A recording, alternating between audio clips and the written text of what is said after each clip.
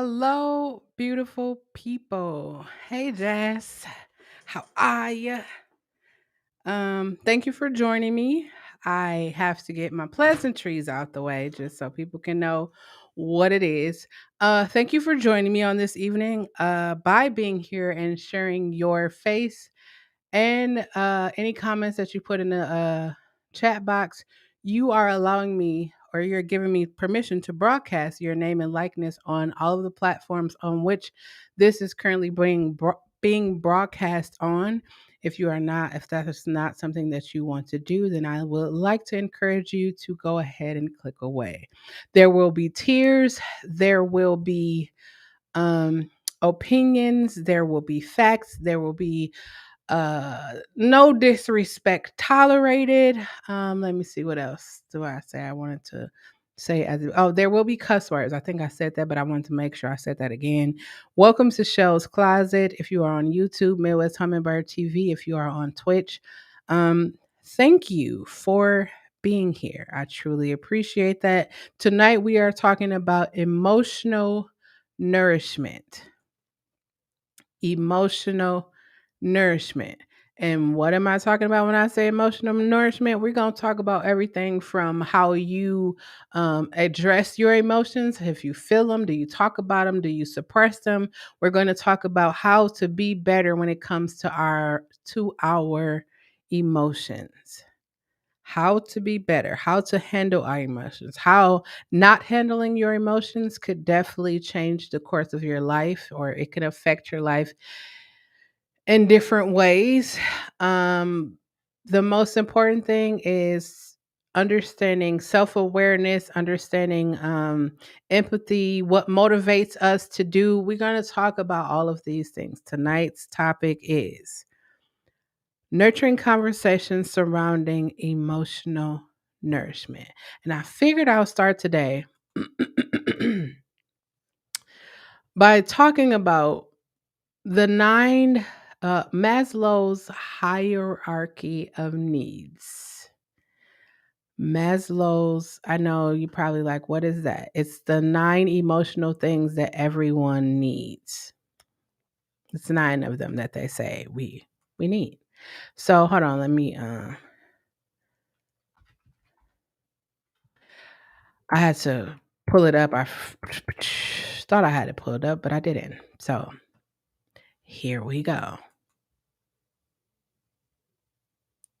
The bottom, the I don't know if you've seen it before, but it's like a pyramid. It's the bottom, which is psychological needs, and that's air, water, food, shelter, sleep, clothing, reproduction. On top of that is safety needs. It's personal safety, employment, resources, health, property, love and belonging. That's friendship, intimacy, family, sense of connection. There's esteem, respect, self esteem, status, recognition, strength, freedom, self actualization. Self actualization. Desire to become the most that one can be. Those are the different needs um, that Maslow feels like we need. Um, and if you actually think about that, when you think about your life, like how important are those things, or what's the most important out of all of the things that you experience in your life? For me, it's having a solid foundation of who I am, what I like, what I don't like, what I will tolerate, what I won't tolerate, and from there I am able to build upon that with the love and the psychological needs and the safety and the sting, all of those things. It starts for me with loving myself. That's where, if you've been on this journey with me for the past, hey Tamika, if you've been on this journey with me for the past year, you understand. Like when I came back, the first thing I said is, um, hi December.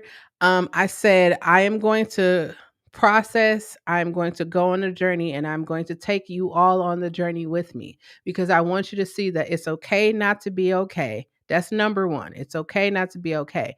That's something that we should definitely talk about more, something that we should share more in our communities, in our households, in our friend groups. Like, it's okay not to be okay. It's like, if you are angry, you better not tell nobody you angry, because no, It's okay to be angry. Shit makes us angry. Shit makes us sad. It's okay for us to address it. Now, it is not okay for you to take out your anger on someone else or yourself.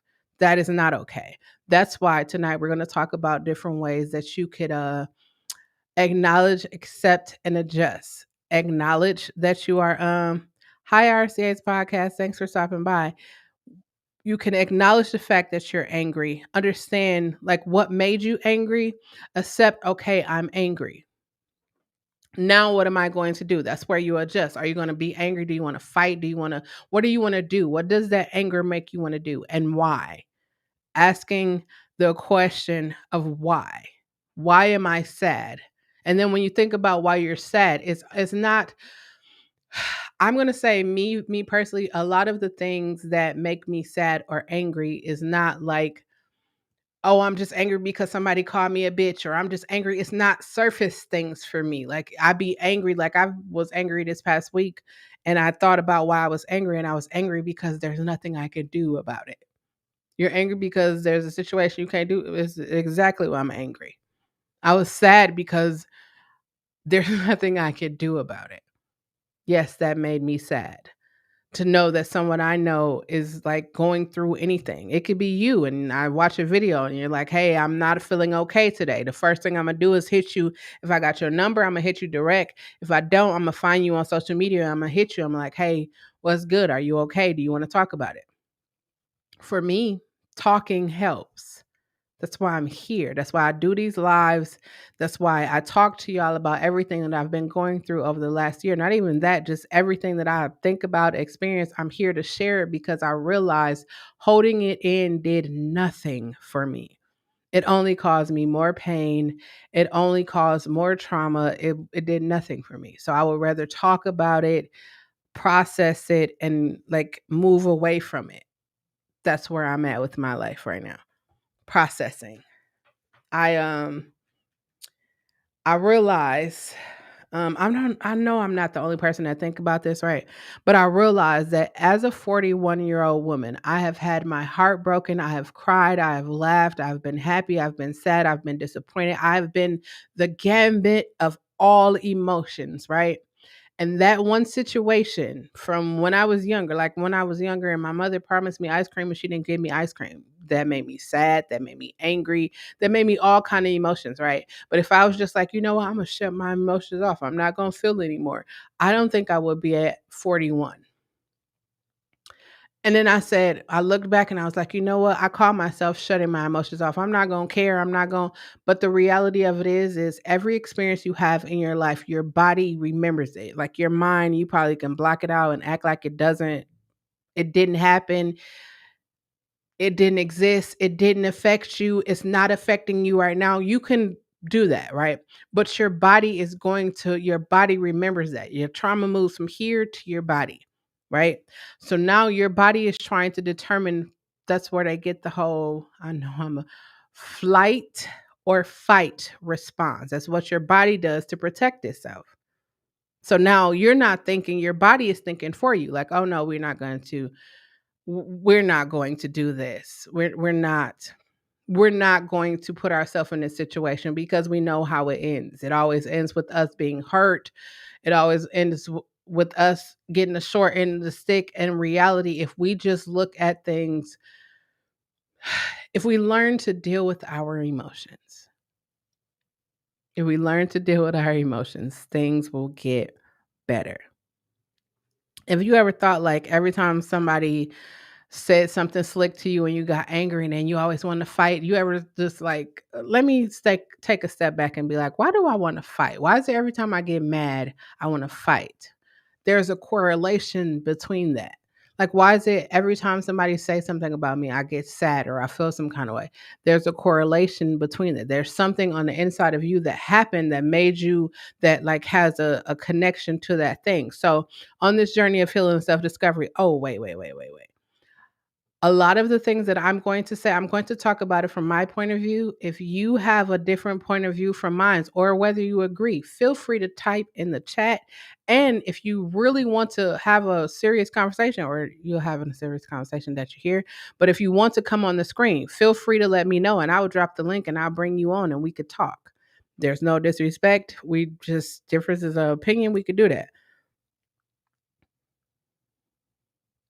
December weather. That's what I was segueing to, right? So for a large majority of my life, I was saying like, hey, this is happening to me, and nobody was like really doing anything. So I had to take matters in my own hands. In my own hands, as I say. So I had to do what was best for me. Like when I know that an individual they're negative all the time, or there's no forward movement in our relationship, I'm going to take and do what's best for me. At this point, I've told you how I feel, what I think. I'm no longer going to talk to you about that situation. I am going to put myself in a better, so that's a boundary now that I set with you. I can only talk to you about this at a certain point, and then I'm not gonna do that anymore. How do you deal with it? You stop talking to them. If I really feel strongly about something and I've told you more than one occasion and you still didn't hear, most people will say they don't care. They really it's you're not at that point yet. So what I'm going to do is to remove myself from that situation, and I'm going to talk to you accordingly. I will treat you accordingly, and it will just be that. That's me though. I'm not encouraging you to do that. I will say, because I'm a talker, I will tell you to talk about it first. You already said that you talked about it. At this point, there's nothing, they're deaf. They can't hear you. So now you will be wasting your breath continuously saying the same thing you've been saying before. Apply that breath somewhere else. The greatest thing that you could do for someone to get them to think is ignore them. I'm not telling you to ignore people, but I'm just saying like that works because people be want to know like what's going on. Why are you treating me funny? I had people like I talk to all the time when I didn't talk to them in a minute. I'd hit them with a text like, "Hey, is everything okay?" I'm not like, "Hey, what's going on? Why you not talking to me?" It's like, "Hey, is everything okay? You know, I haven't talked to you in a couple of days. I'm just checking in, making sure you good." But that's me though. That's me. That's how I respond. Like when I was angry, I told people around me that I was angry. It wasn't, "Oh, I'm so angry. I can't." It's like I'm angry. This is what I'm angry. Here's why I'm angry. And here's what I'm going to do about the fact that I'm angry. I, I'm I'm there with it. I'm sad. How do you know you're sad? Because I feel this way. And this is what I've done because I felt this way. I didn't cry. Like I'm at the point now where I don't cry when I'm sad. I mean, some things make me cry. But some things when I just get sad, like when it comes to other people and I get sad, it's just like, man, when you want the best for people and they can't see wanting the best for themselves, it makes me sad.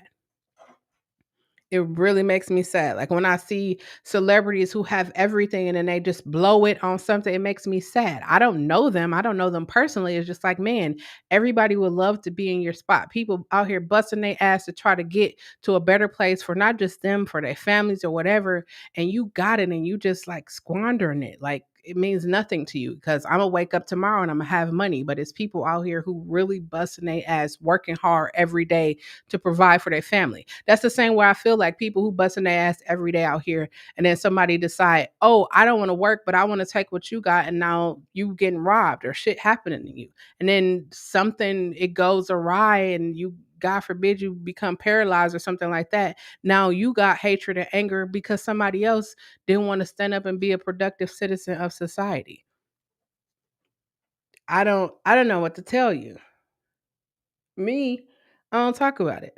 And that's why I say I probably should have said this at the beginning. Sorry, y'all, my lips was really dry. I like to talk about shit. When the situation that happened to me, the first thing I said to the people around me is I'm gonna have days where I want to talk, where I don't want to talk, where I just want to be in a house, where I'm gonna come out, where I'm gonna be happy, where I'm gonna be sad. I know this about myself. I am 41 fucking years old. I know what it's like to be happy. I know what it's like to be sad. Let me ask you this question, right? You, wherever you are in your life, can you count how many times you've been happy? Can you count how many times you've been sad? How many times have you had your heart broken? Like if you think about that, right? It's been on more than one occasion. So it's like when somebody disappointed me, I'm not all up in arms when I get disappointed by somebody. I'm not all up in arms. It's like, like somebody do some fucked up shit, like, oh, I should have known that because you was a snake anyways, or oh, I should have known that because that's what we do. But in reality, it's just like I don't I don't when I come here, like I already know. Let me tell you, when I come here and I talk on live or even when I upload YouTube, I know somebody is not gonna like me. I know somebody gonna come in here and talk some shit because that's what people do. People got them YouTube, Twitch, Twitter fingers. That's what people do. They can hide behind a computer screen. They can say whatever they want. You're not going to affect me because I know you're coming. Like right now tonight, I know someone's going to come. I know you're coming. That's what people do. So I'm not going to get upset because somebody came in here and say some fucked up shit because I knew, like, right now. So when somebody come in here and say some fucked up shit, y'all gonna be like, damn, she sure said it. It's because I know, like, human beings, human beings are going to say shit that's gonna be disrespectful. Human beings are gonna do shit that's gonna be disrespectful. But we still like our family can steal from us. Like a family member can steal from us, right? We might get angry, we might be a little sad, but then the first thing we do is like, oh, that's my mama, my brother, my sister, my cousin, whatever. But I don't think disappointment and heartbreak are the same thing. I think they're two different things. But like our family do fucked up shit to us and we just discount it as that's our family. I still got to love you anyways. When in reality, you cannot love your mom. I mean, yeah, you know what I'm saying. Like you can feel anger towards your mom. You could feel disappointment and you could feel those things. You are entitled to have your feelings. Now, I'm not telling you to go do anything outside of that. I'm telling you acknowledge the feelings. What made me angry with my mom? She put a credit card in my name and now I'm over here trying to get my credit fixed and I can't because they're saying I either have to file a fraud case or I have to pay the money. Now I got to pay the money and I don't even got the money like that, but now I got to pay it because you don't want to send your mom to jail because she committed fraud. How many of y'all had a light bill, a cable bill, a phone bill? Some people even had cars in their name. And I'm just thinking like, wait, you didn't catch that baby was a baby? Nope, because people don't care. As long as they getting that money, they don't care. They don't care. I don't think December weather, to answer your question, I don't think that disappointment and heartbreak is the same thing. I think I think heartbreak, hey Ray, I think heartbreak, wait, hold on.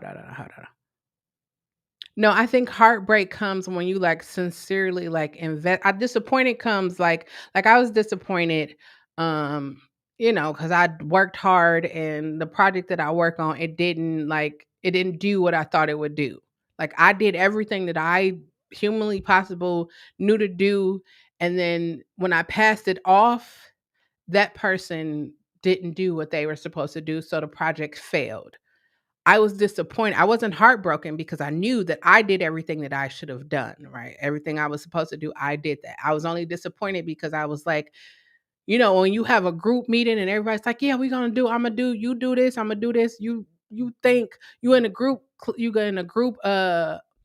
You got a class and you in a group and you think like, okay, everybody gonna contribute, and then it comes to the day that you present, and then somebody didn't do what they were supposed to do, but you get disappointed because now I'm gonna have a lower grade because you didn't do what you were supposed to do. That's disappointment for me. Heartbreak is when like you look up to some or like you look up to your parents and then they let you down. Like that's heartbreak. You look up to anybody and they let you down, or you in a relationship with somebody and you look at them and then they cheat on you or something, or they like beat you or something like that. Like that's heartbreak because it's like, damn, I never thought that would happen. Like that's what heartbreak is for me. But even being able to acknowledge that, okay, this situation made me feel real shitty. What made me feel shitty about the situation? I didn't feel respected. What made me not feel respected? The way that they talked to me. Why did I feel like the way that they talked to me made me not feel disrespected? You see how many times I ask myself why or what? Like I ask myself those tough questions. That's what I do to myself all the time. That's me. This whole situation happened, I wasn't like, "Oh, it's her, it's her, it's her." I was like, "No, let me take a moment because I'm 40. I'm about to be 41. I don't want to walk around with nothing else. I don't want to keep." being bogged down by shit. I just want to be free. I want to be good. I want to be happy. I want to let all that shit go. I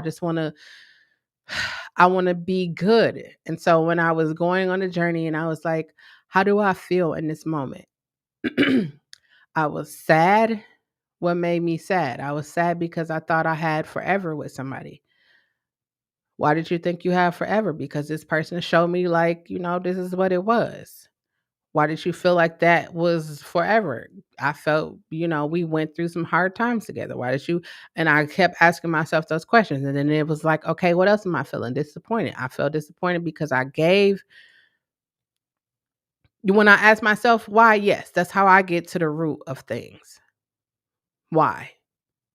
Why do I do YouTube? Because I wish that somebody would have had these conversations with me. Why? Because I feel like if somebody would have asked me questions back in the days, I probably wouldn't um be where I am, or I would be more advanced. Like we really don't know, but that's how I felt at the time. And right now I feel like I'm going to come to YouTube and I'm going to talk about every fucking thing so that just in case somebody was thinking about it, they'll know that they can go to Shelle's closet and she done had a conversation about it already. Let me just watch it.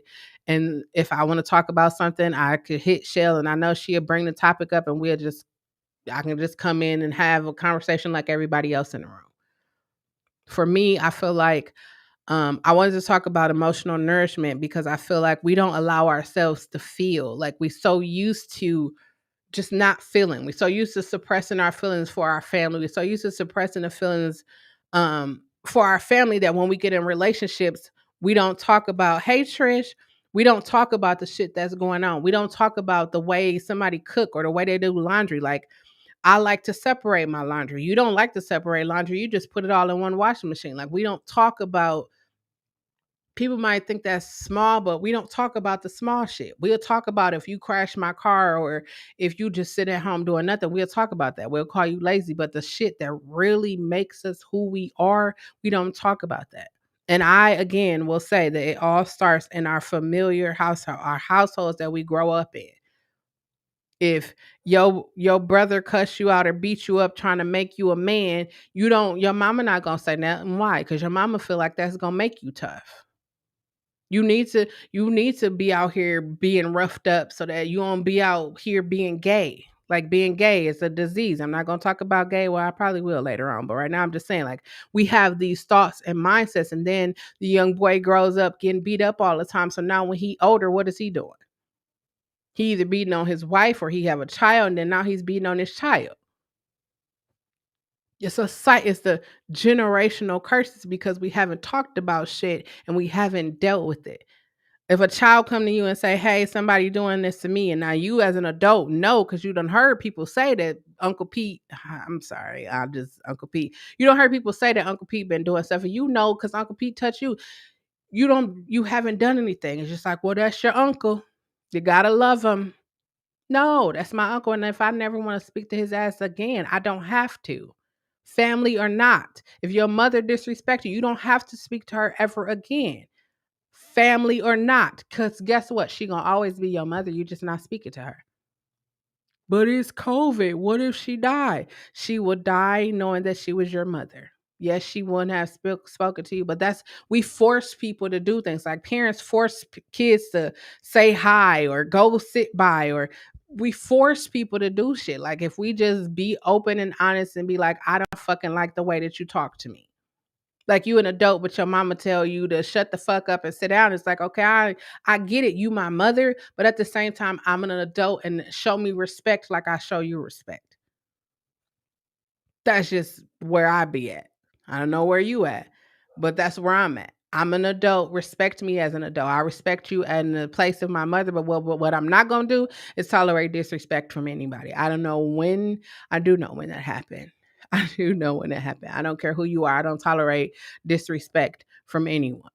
Now, once you come into my fold, you come into my inner circle, somebody that I deal with, I will tell you right off the bat, I don't tolerate disrespect. It's only so many times you're gonna disrespect me before I just be like, hey, it's good. I'll give you that one time. I give you that one time. Maybe you didn't know, maybe you didn't hear me. Maybe, I'm saying it loud and clearly. I know y'all can hear me on this mic. I do not tolerate disrespect. I said it in here. But I guarantee you somebody gonna come in here being disrespectful. Pierre probably pop in. We had the triple Ks up in here last Sunday. People do that. Am I gonna get mad at them? No, because that's what people do. If you know a person is a liar, why are you getting mad at the fact that they lied? You know they was a liar. You know they gonna tell a lie. Your one friend they don't be having it like that, but every time they come around, they gotta spend the money, they gotta be all flashy, they gotta buy the bottles and everything, and then they go home and they crying because they max out their credit card, or now they gotta call a bar or call a bank and be like, I don't even know, I wasn't even at the bar on that day. Somebody was just using my card charging it. December weather. I don't fight. I don't. I don't fight. I don't fight with these. Now don't get me wrong. I can get down with the best of them, but I don't use that because I understand that they say sticks and stones may break my bones, but words will never hurt me. See, I understand that words have a different effect. They have a more lasting effect. So at the beginning of this year, I said I was going to deal in love and positivity. And I can honestly say me waking up every morning and choosing to do love and positivity over pettiness has definitely helped me be in the position that I am today. Definitely. Definitely. I'm so excited about a situation that just happened today. I'm so excited about it just because it only lets me know that I am on a good path. I am on a good path and things are looking up for me. I mean, things wasn't looking down, but they definitely are looking up. You see my hand up here? You can't see my hand. Yep, that's where everything is right now. Um, that's just like being happy, right? Like people feel like the only way that I could be happy is if I'm with somebody or like here's my question, right? Here's a question that I have. So y'all know that I'm single now. I'm single. I'm single, not ready to mingle, but I'm getting to the point where I could possibly entertain the thought of mingling. I'm single. So whenever people see me and they know like I'm single now, they're like, "Oh, you're not dating, you're not doing this, or I don't see you with nobody. So are you still um why is it that in order for me to show you that I moved on, I have to date somebody else. Like, why can't I just be like I told somebody, like, I'm just loving on me right now. I'm just working through healing situations that I've been through. I'm working on me. Girl, the only way you're gonna get over that is if you just got off with somebody and if you get under somebody else. I said, what? You really you really think that hmm. You don't see how that only creates more hmm. That's what happens to me when I be thinking about shit that people say. I literally have to go, and I look up to the ceiling like the answer is gonna be right there. Cause I just be trying to figure out like that shit don't make sense. The only way I can get over somebody is to get on top of somebody else or under somebody else. That shit don't make sense to me. I'm not saying if that's what you do, make it make sense for me. Cause there's no way I'm going to hop off of something and then go hop on something else. And I haven't even processed the thing that I hopped off of to get on a new thing. Cause then I'm gonna be thinking like, okay, I didn't even process the shit that we endured over here. Cause now I'm over here and I have to forget that, but I'm not gonna forget it because remember I said your body gonna remember it. So I'm over here and I'm trying to, I'm trying to do what I do with you, but I can't because in the back of my mind it's just like, damn, I can't believe this motherfucker. Let me show you. That's what I'm saying. So people was like, oh, you should date. I know so and so and so and so. I was like, hey, I'm not ready. Like mm, I'm not ready or anything. Like there's definitely like a plethora of options in front of me. It's just I'm not ready yet. What do you mean you're not ready? You still holding on to her? You blah blah blah. No, it's not that. I'm doing what's best for me right now. I'm thinking about me for the first time in 41 years of my life. I am thinking about me right now. And I'm going to tell you this, it is the best feeling ever. Do y'all see how I keep smiling like they uh, mm. Anyways, when you love, like I said the other last week, I said that's why love of self is the greatest love you could ever have. And I will tell you why, right? When you love yourself, you won't tolerate disrespect. You won't tolerate, oh, I was just joking, I was just playing. No. You ever heard the saying where people like somewhere in a joke is the truth? Like comedians, you ever look at comedians and they talk about their life a lot, and that's because it makes you laugh. You could relate to Cat Williams saying him downstairs. You could relate to that. It was funny. You laughed about it. We laugh about it, but the reality it is somewhere in there is the truth. So when your friend tell you some fucked up shit and you looking like damn friend, that was fucked up, and now y'all laughing, he key. No, your friend really meant to say that to you. For me, it's like I love when people tell me the truth. Like the thing I've learned about me being 41 is that people gonna tell you how they feel. They might throw a joke in there. They might say it with anger and passion, but that's really what they've been wanting to say to you the whole time. Me, I'm the type of person like if you want to say that shit to me, just say it. Get it off your chest. Say it with your chest. Just get it off your chest. Don't give me no flowery words. Don't give me I talked to my brother. I had called my brother. I was like, "Hey, bro, I need you to do this for me. Can you do it?" This dude took me up the street and around the corner and then back down the street. And he's like, he made a joke and a whole bunch of stuff in there just to tell me no. I said, "Hey, bro, how long you know me? You just took me on the whole." He said, "Oh, sis, I'm sorry. I forgot." He's like, "I forgot. I just could have just told you no. Don't give me that long drawn out. Just tell me no. If you don't want to fuck with me, just say, hey, I'm done fucking with you." Or you know what? This is common now in 2021 is ghosting people. Just ghost me. I've been ghosted before. That was the first time I ever got ghosted in my life. So, I mean, it was an experience for me. It was something I was able to learn from. Like, damn, this is what it feels like to be ghosted. You saw the I don't know if y'all saw the MTV show. It's Ghosted. This is what it feels like when people just disappear and then don't talk to you, and then you see them and they talking shit about you. People was like, "Oh, you need to get over the situation." I was like, "I was with this person for more than 7 years. I'm not gonna get over them in a year. It's just not how I process. It's not me. I'm not every day like, oh my God, send her back to me. Oh, I don't give a fuck about none of that. And I will always and forever wish well on everybody. Everybody. The person that molested me, I wasn't like, God, kill them, make their legs grow short, make this. No, I want the best for them. I definitely don't want them to die. I kind of want them to suffer, but I don't really want them to suffer. But I think that if they be alive, they're going to live with that guilt of what they did to me. And I know that the greatest thing is guilt. Guilt is what makes your mama treat you like shit your whole life, but your mama needs something. You going to because you guilty, because that's your mama, you gonna go do it for her. But she never did shit for you. Never. But you know what? That's your mama though. That's your mama. You gonna stick beside her. That's something Rhea say. I'ma stick beside her. That's your mama. I literally said last week, I was like, I realized that my mother, sometimes she could be a bit much for me. So I don't go around, I don't call, I text and see how she doing. Of course, that's just me because I text everybody. I do. But when people be a bit much for me, I know I need space from you. I can't talk to you. I can't see you all. I can't do that. I know how to set a boundary and stick with that boundary. Sucks that I had to. I will say it sucks, but I'm glad I figured that out at 40 fucking one. You might be younger than me. You don't have to be with somebody because they're your mother, your father, your sister, your brother. Y'all been together for a long time. They helped you. You don't have to be with somebody because of that.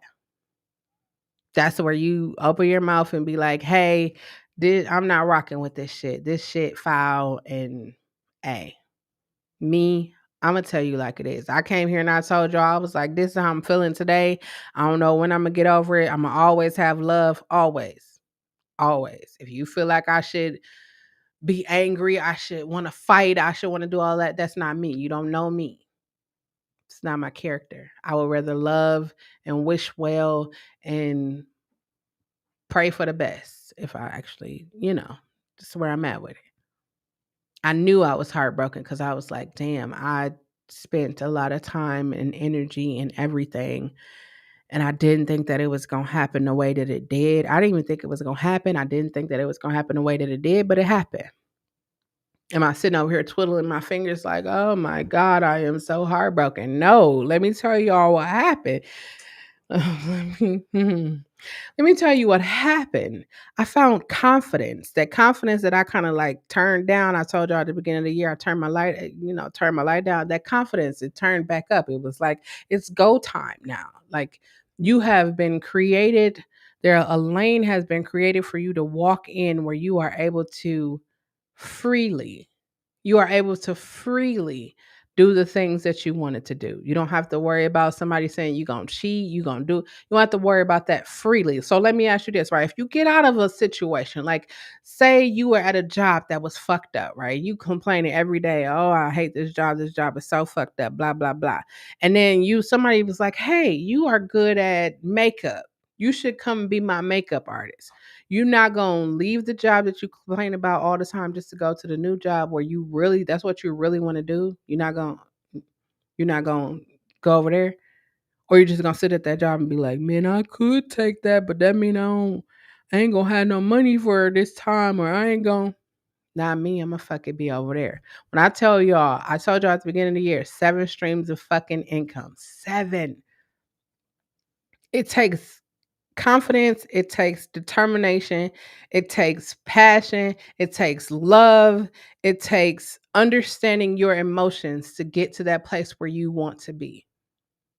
Sacrifice, all of those things. But if shit make you sad and you're not able to deal with the sadness, the first thing you do is turning up a bottle, popping a pill, or smoking whatever.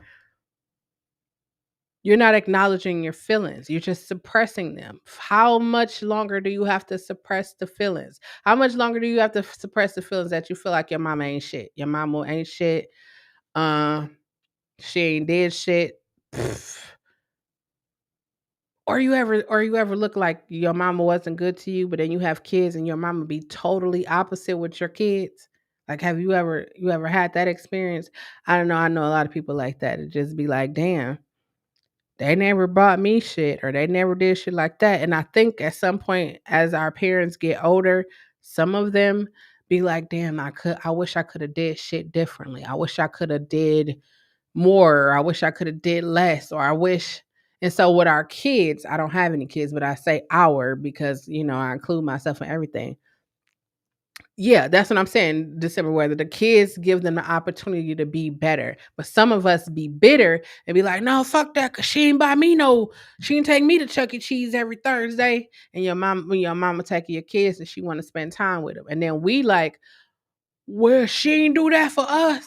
Not realizing that gives our children the opportunity to have what we didn't have. We are visually watching growth. We are watching our parents grow. But we like, no, because that shit didn't happen with me.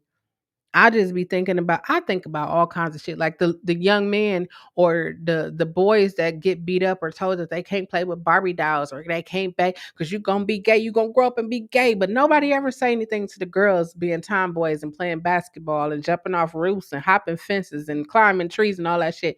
I mean they probably do, but nah. It's only more if you're a boy and you're playing with like hula hoops and roller skates and shit like that. It's like, oh, you're gonna be.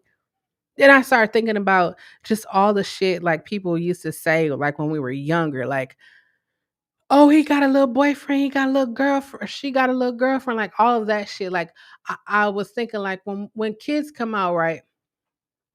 What was your favorite color when you was a kid? My favorite color has always been purple. But guess what my mama dressed me in? Pink, yellow. Those was her favorite colors. Like if you think about your child, right? When you think about baby showers, right? People be having their favorite color or what they think their child or what color they gonna give their child. It's not like and then when your child grow up and be like, I don't like blue, I like pink. Boys ain't supposed to like pink, or girls would be like, I like black. Oh, what's wrong with you? You got no, it's like we want people to think the way we want them to think and do what we want them to do. Uh, that's the kind of society we live in. We tell people send their kids to school to learn how to work for somebody else. I literally just said this before I came on live. I was like, How come we don't build businesses or we don't do things that we love? Like as a parent, you are the first person that your children are going to look up to. You are the first people. You are the first people that they will model their lives after. Like when you when you were in school, right? And they asked you what did you want to be? Did you say a parent? I want to be a mama. I want to be a baby daddy. Did you say that or was you like I want to be a doctor, a lawyer, a astronaut, a police officer. I want to be a dentist. I want to be a pediatrician. You didn't say shit like I want to work at McDonald's. I want to be a bus driver. Not saying that if you do that, but you wasn't saying it. You was reaching for the stars. And then as you got through your life, you was just like, um, damn, I wanted to go to school to be a pediatrician, but I don't like chemistry. Or I wanted to go to school to be an officer, but I don't like to run. Like it's life throws curveball at you and then you just stop doing the very thing that you want to do. Or somebody tells you you can't do it. And then what happens? You start really thinking that you can't do the shit. And then what happens is you go find a job just so that you can pay your bills. Or now you don't like your job. Now you complaining about your job every day. I be saying these things only because this is what I be seeing. I be watching TikTok when them people be like, damn, I fucking hate this job. But they still be going every morning, making coffee on their way, stopping at Starbucks, doing all that. People, I ain't got no money. But then you think about it, you go to Starbucks every day. In a week, you spend a whole bunch of money. Like I be telling artists, right? People's like, people's like, artists don't have money. Artists is poor. Artists, they struggling. Artists, blah blah blah. And I be like, y'all serious? Artists be paying $300 for recording studio time. Then they pay another $200 to get it mixed and mastered. That's $500 right there. They pay upwards of $100 to get cover art. That's $600. Then if they have a person to shoot the video, it's either between $400 and $1,000. And these artists, if y'all be seeing them, they be dropping more than one song, more than one video at a time. Who's broke? People pay for what they want. People pay for what they want. That's all I'm gonna say. You think your baby daddy ain't got no money? He got some money. He just don't want to give it to you. Your baby mama ain't got no money. She got some money. She just don't want to give it to you. Your mama ain't got. They got some money. They just don't want to give it to you. That's just like this whole concept. Watch this. Watch this. That's like this whole concept, right? Like when we get older, we're supposed to take care of our parents. I didn't ask to be here. I didn't ask you to go do what you did for me to come here. Now, me, because I'm me, I'm gonna take care of my mom. I'm gonna make sure she's good. That's just me. But I'm not gonna be obligated to. That's not my obligation. It's not my obligation. I didn't ask to be here. That's one of the things I said. But the reality of it is that she's an adult and she worked all of her life and she set aside things so that she could, live the life that she want to live. Now, I'm not going to go and be what my mother want me to be because that's what she want me to be. I'm gonna be the woman that I am. I know that probably like people like, and I'll make sure I take care. Why? Because she's your mother. What if she wasn't your mother? Would you do it for somebody else? Or it's just because, like, I don't want to be like, oh, I'm only taking care of my mother just because she's my mother. Like, I let my mother use my truck because I thought to myself, I was like, my truck is just sitting out there. Got a half a tank of gas. I don't go nowhere. It just sit out there. And I was like, my mother go to work every day. She got to catch the bus. Nah, I'm gonna go ahead and let her use my truck. She take my truck. I don't care where she go. She do whatever as long as she not on the bus. I don't even care. Am I tripping? No, I be in my house. If you know me, I be in here. I'm not out in the streets hanging out. I be up in here. COVID changed me. I'm trying to tell y'all. I be up in here. People want to have meetings, Zoom, FaceTime, Google Meet. That's where we at. I learned I've learned emotional nourishment. I learned how to take care of myself. I learned to listen more to my body because my body will be telling me that it's tired. And I'm like, no, just give me a few more minutes. Then I'm going to go lay down. And then next thing you know, you blacking out. And then you waking up like, damn, I don't even remember falling asleep. That's because your body was at that end. It was at the point where it's like, we've been running on pure air That's like when they be telling you gotta watch what you put in your body because like some of us know that we lactose intolerant, but guess what? We love cereal, we love ice cream, we love cheese, we love deli meats. We love going to Subway. People love Subway. I can't eat Subway, but people love doing that. Not realizing that dairy meat that meat has dairy in it. Taking care of your body. Your body is like, okay, we tired. We want to go home. We want to go to sleep. We want to do this, and it's like, nah, because they need me to come out. No, listen to your body. Listen to yourself. The first person you should protect is yourself. The first person. And I told y'all I'm saying all this because I wish somebody would have told this to me. Not only that, is I feel like if I share it with you and let you know that I know nobody is gonna tell you this, but it's oh fucking K. It's oh fucking K not to be okay. You now that you know that you're not okay, what are you gonna do with it? Are you gonna just sit there and be like, oh, I am not okay? I am so sad. You never gonna ask yourself what made you sad? Or you're just gonna be like, the person said that shit to me, that's what made me sad, or that's what made me angry. You ever been in a conversation with somebody and then they just start flying off the handle and they just be angry? And then when you paying attention, like you be silent and you actually paying attention to what they saying, and you realizing that they really not directing it's really not towards you. It's actually they need to hear themselves say these things out loud because they know that they need to heal shit. I be talking to people all the time and then they be on that whole rah rah. And I just look or I just sit there and I listen and I be silent and I'm just be like, hmm, how did that make you feel? You go ask anybody around me. I'm gonna always ask a bunch of questions. How, why, what is your objective with that? You called to cuss me out. What was your objective with that? You called to cuss me out and you accomplished that. Okay, so what we do after that? Do you think Imma still talk to you and treat you the same way? Like what was your objective? Like what did you expect after that? You do some fucked up shit to me, and I say you did some fucked up shit to me. That's like I used the analogy one time. It's like if somebody call your mama a bitch, right? Now you gonna go over there, you gonna fight this person because they called your mama a bitch. My mama ain't no bitch, but you know your mama really a bitch. And I'm not your daddy can be a bitch, whoever can be a bitch. And you going over, you gonna fight, I'm gonna beat your ass, you call my mama a bitch. Again, you know your mama a bitch. So now you over here fighting me. Now we tired, we rolling, all of that, we getting up, we tired. And then I say, your mama's still a bitch. What you gonna do? Fight me again? Like I just be thinking in my mind, I just be thinking like, have I got to the point where shit, I said, I wish when I was in my teenage years, like I want to say late teens, early 20s. I was like, I wish a motherfucker would do something like this to me. I wish they would. We all have I wish they would moments. Ooh, I should do it. Hold on.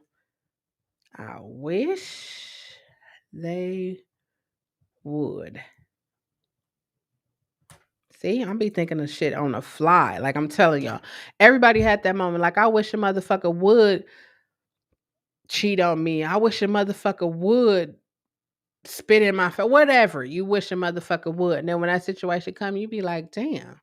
Like the situation happened, I was like, I wish a motherfucker would. And then I just sat and I thought and I looked at all the opportunities that I have in front of me, to the side of me, everything that I'm being presented with right now. And I was just like, is it worth it? Let me verse it. No, that shit ain't worth it. I'm gonna go ahead and go with my opportunities and I'm gonna go further. That's why I'm like, I'm loving positivity. Cause now let me say this, right? Let me get this disclaimer. I can be petty with the rest of them. I can. That's something that I come from. That's a background that I come from. And I'm not saying, oh, I'm going to be petty where I'm going to do something like, no, no, no, no. I mean, I have a skill um, I have a skill, right?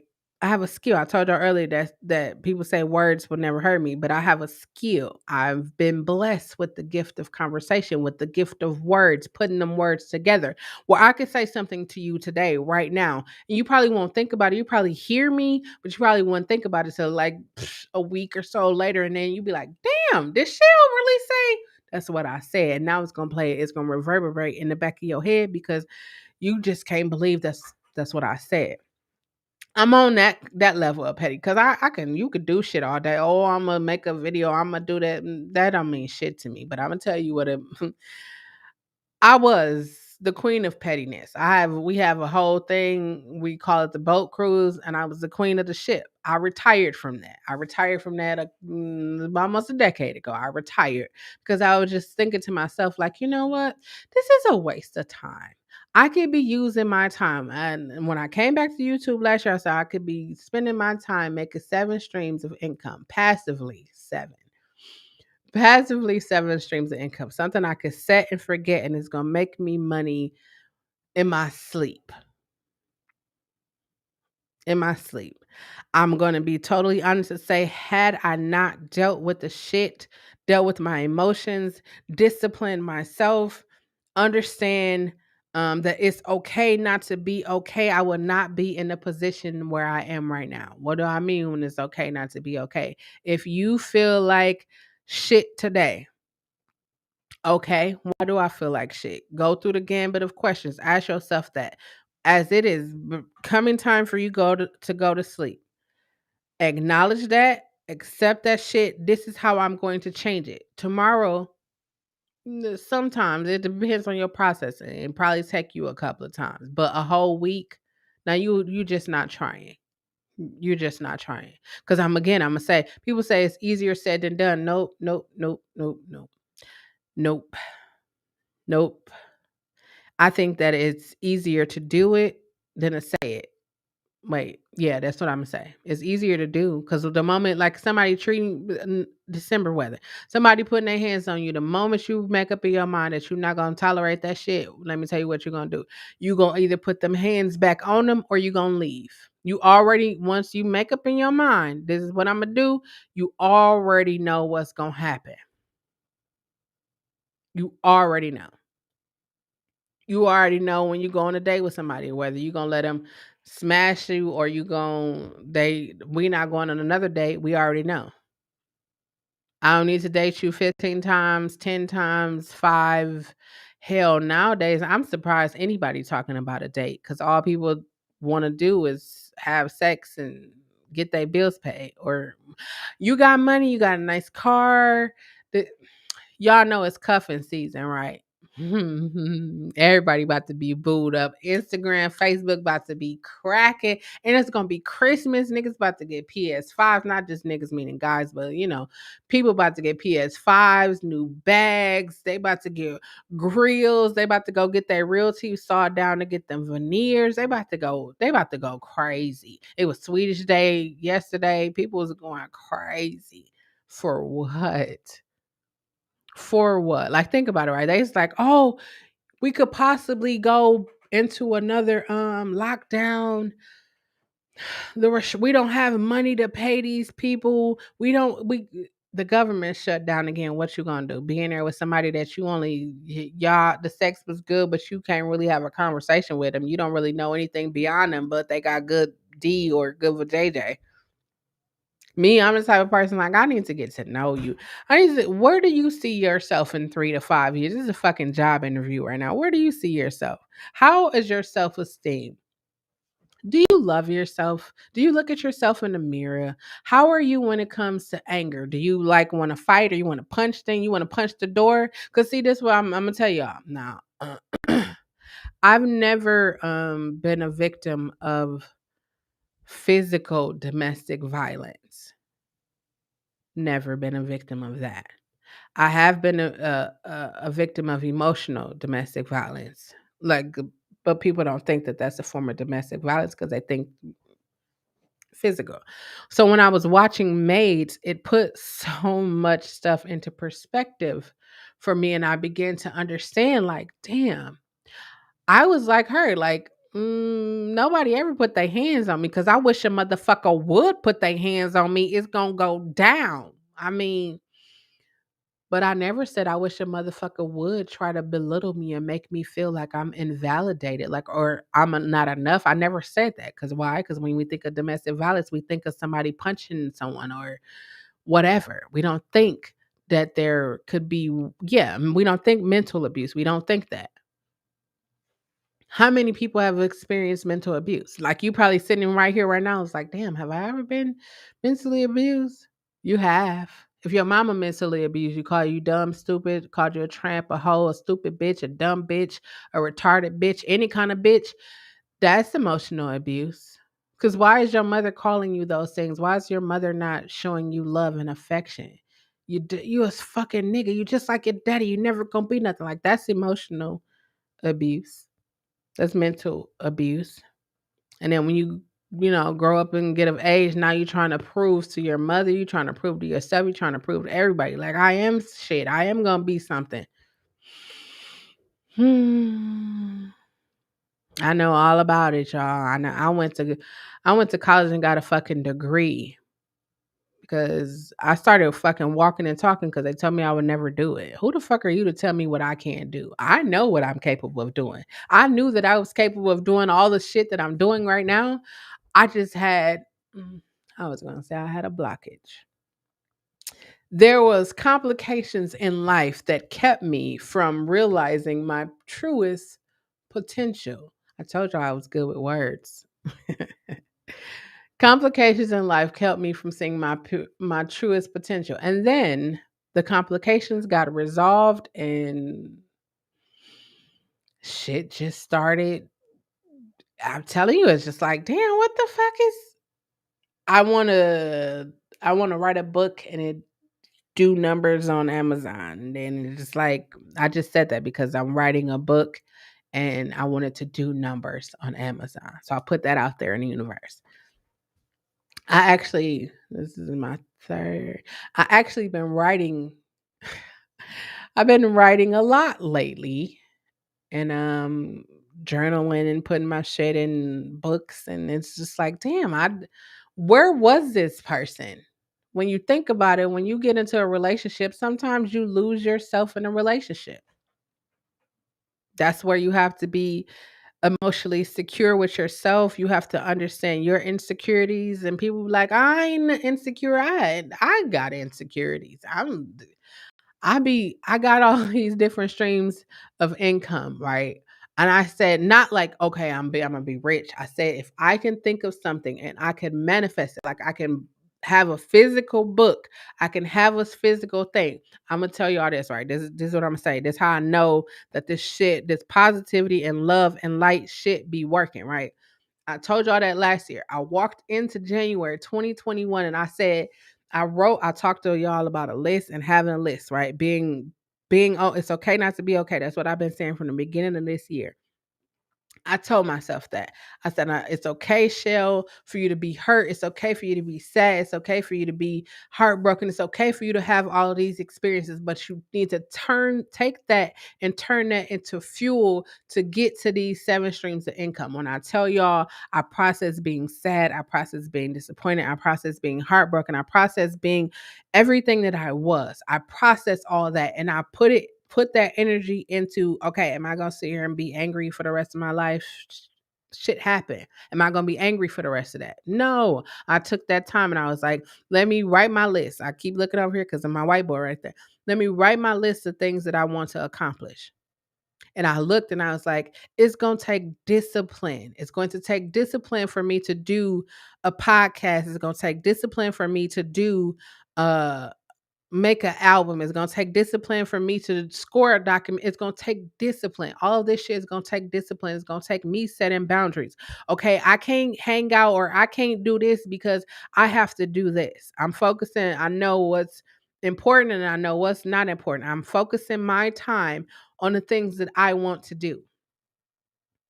I asked the question earlier. How is it that when you break up with somebody, the first thing people want to tell you is like, "Oh, they're not for you. Oh, God gonna send you the person that's for you. Oh, you need to get into a new relationship. You need to do this. You need to." Me, I can't do that because I feel like I'm gonna lead somebody on. I'm gonna lead you on. I'm a dope person. You're gonna fall in love, and now it's gonna be like I'm gonna be like, oh, it was cool that we went to the movies and we went to dinner. That was cool, but I'm just not ready for a relationship. Now you got your feelings all involved. You ready to, give a girl a ring, but I'm never getting married again. But you ready to give a girl a ring? You ready to do all of that? I can't do that to somebody That's just me. I can't do that to you. I don't want to do that to you, me. I don't want to do that to anybody. So I'm gonna be over here and I'm gonna be processing. I'm gonna be loving on myself. I'm gonna be doing everything that I need to do, crying, laughing, everything that I need to do to cope. Right. That's why I wanted to talk about emotional nourishment. So y'all can see, like, I'm not just like, oh, deal with your anger and I'm on here, but like, fuck her, fuck. That's not me. I've never been fuck anybody. I wish you well. I wish the best for you. I hope that everything works. That's always been me. Always been me. Gonna continue to be me because that's just how I win in life. How I win. I'm a winner. I'm a winner. Anyways, that's how I win. This when I tell y'all 7 streams, 7. And then I was thinking like, "Oh, it's going to be hard for me to do." But that was because I was getting to the point where I was getting that confidence back. It was like, "It's going to be hard. I'm so sad cuz I I thought." And then I was just like, yeah, I sure in the fuck thought, but it didn't happen that way. So what am I gonna do? Am I gonna be sad for the rest of my life, or am I gonna get up off my ass and get to work?" And I was just like, I allow myself enough time to be sad and be disappointed and be heartbroken. And then it was just like, what do I want to do? I want to do these 7 things. I just August of this year, I did a music business seminar, right? I'm telling you like why you need to discipline, why you need to deal with the anger, the hurt, the fear, all of these different things, right? I said I wanted to do music business seminars, right? So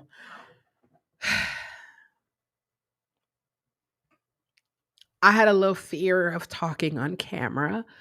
And I was just like, I should start doing lives. I was already doing the karaoke. I was like, let me do Sunday night dinner and Convo, just talk about shit. And I was like, I'm feeling comfortable, right? I'm getting comfortable with it. So I was like, let me do this music business seminar. And music administration is my thing. If you know me, you already know how I get down.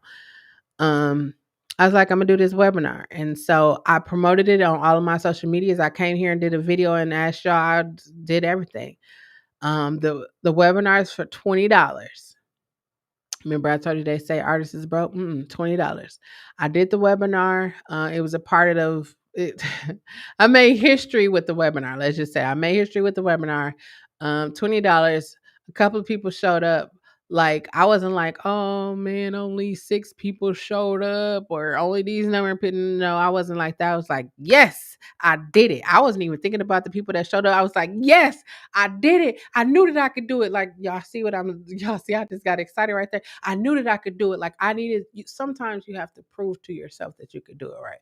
So I was like, okay, check one form of income, check off, right? So somebody who came to that webinar, right? Somebody who came to that webinar work at an organization and they was like, you know what, we need you to bring your webinar to our organization. I'm gonna talk to my people. Let me know how much you're gonna charge. I said, huh? What? I just then I was like organization. The part of me where the confidence and the passion and the discipline and the hard work of putting all this shit together for years, still fighting. Shit wasn't working for me. Art shit wasn't working. I might sound like I'm really excited about this shit. That's because it's like finally starting to work. I was like, you know what? I don't want to talk to anybody for less than $150. That's in my service the business that I do. I don't want to talk to anybody for less than $150. So I was like, well, I'm gonna do this seminar. I need to make sure that I get, I ain't gonna tell you how much I'm getting, but just know there's hundreds. It's like, see, it's that. So I was like, this is the rate, and I'm gonna do it for this time, and this is why I need to be paid. And then people was like, oh, okay, yo, money would be there. I was like, holy shit. Check number 2 off of my list. But it took me going on a journey of healing and fucking self-discovery, acknowledging that I was sad, acknowledging that I was hurt. And then I said this, I'm gonna say this right now, right? What if on the other side of fear is everything that you've been wanting your entire fucking life? I said that to myself. I said that to myself. I was like, "Oh, you're afraid. I'm afraid. I'm scared. What the fuck am I scared?" Here go the questions. What the fuck am I scared of? I'm scared of being successful. Why am I scared of being successful? Because the people around me gonna feel like I feel better than them. Because you probably thinking like that's not a real thing, but you ever like accomplish something in your life and then somebody said, "Oh, you think you better, huh?" And you didn't say nothing about being better. You didn't do anything but just be you. You just cheese, taking pictures, you just that's all you doing. You think you better. I heard this my entire life. I lived in a hood. I grew up in church and I went to white schools. That's where my life was. Hood, church, schools. That's circled around that. When I went to schools, I went to predominantly white schools. So you could imagine what my life was. You can imagine what my life was like. I smiled because I was like, yeah, it was cool to go out there and have a ski aviation. Like I knew how to fly a fucking plane. I never flew a fucking plane in my life, but I know how to fly one because we had an aviation class in my school. We had all the mechanic.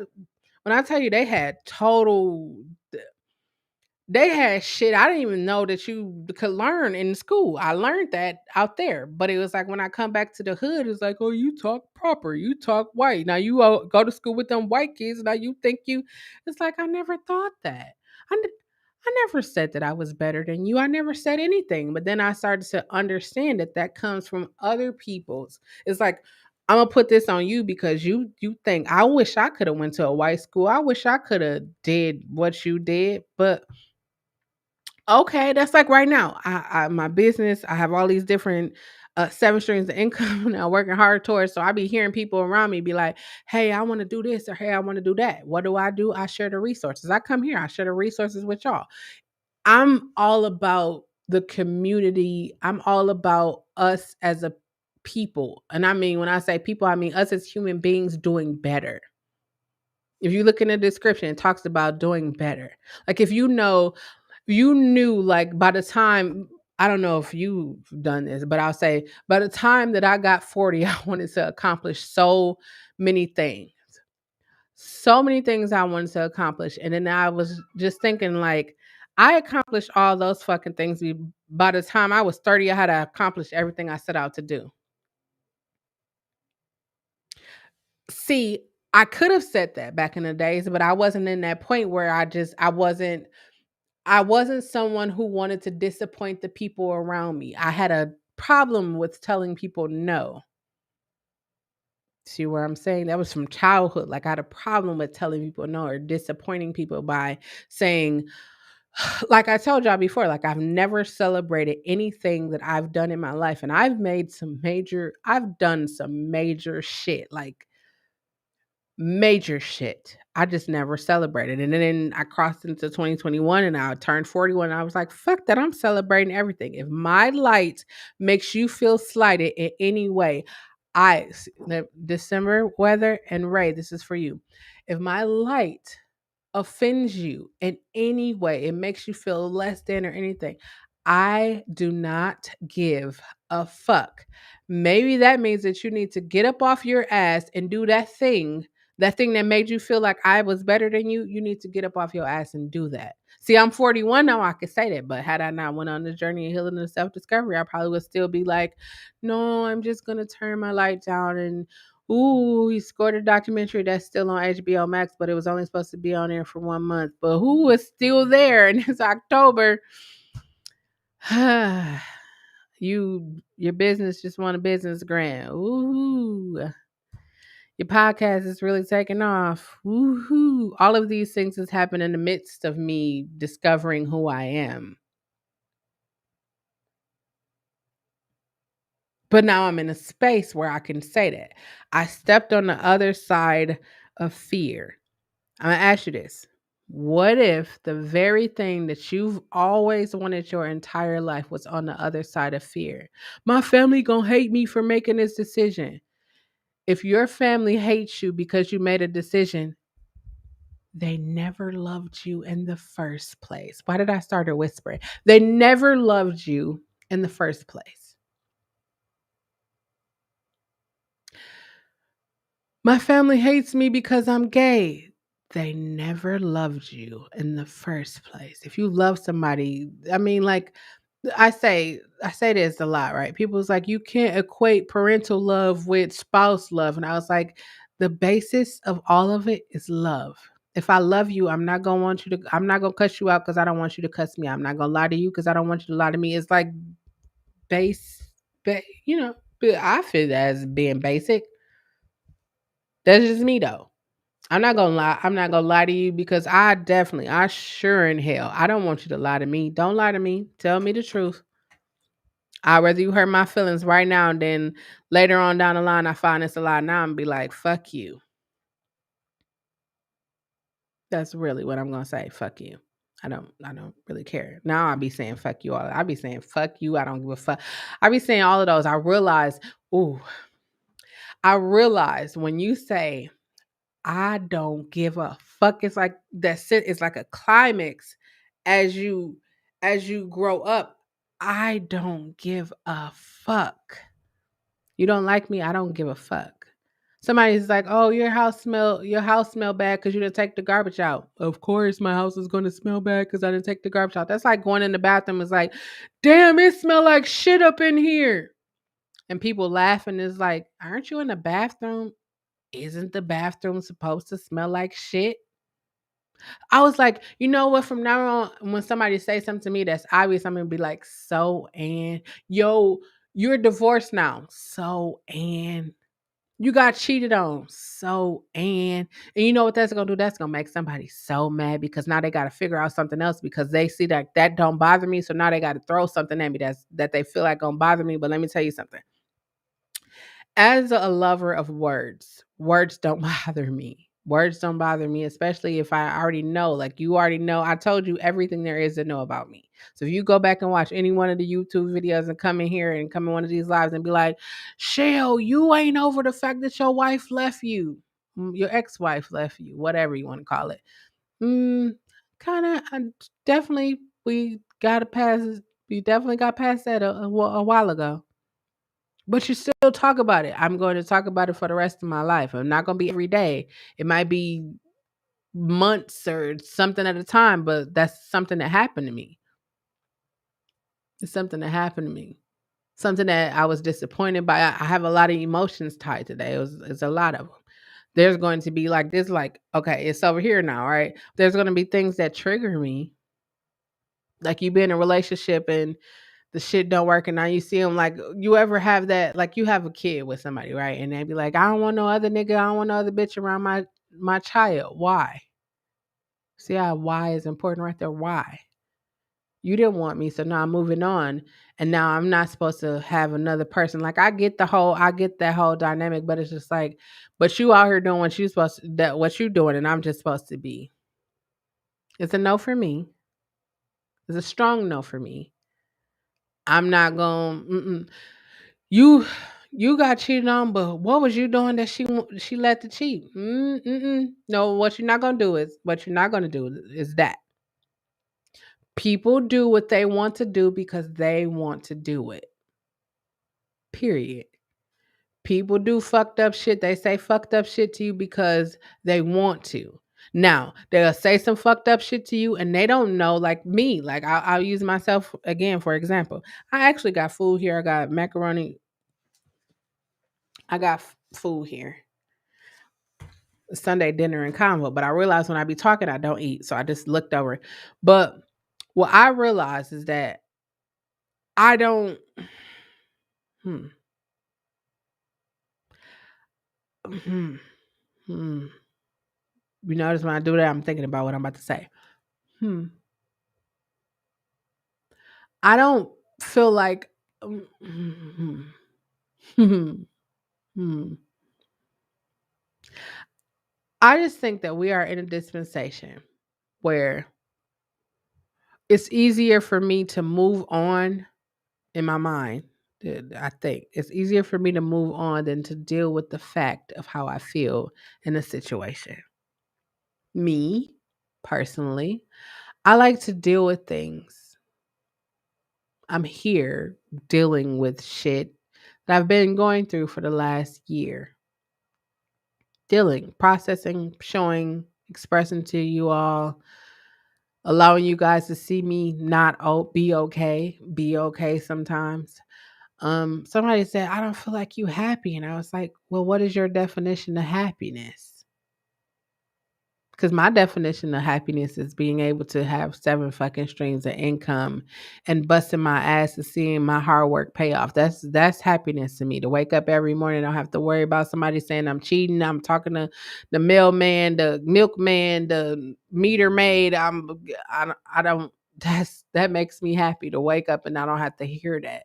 To wake up and I don't have to hear, oh, you think you bad. That makes me happy to wake up and look at myself in the mirror and be like, damn, you survived a lot of shit. Oh, you should be angry. You should be yelling. You should be. Why? Like, why is our first response to be angry? Yes, I was disappointed. Yes, my heart was broken. Yes, I was sad.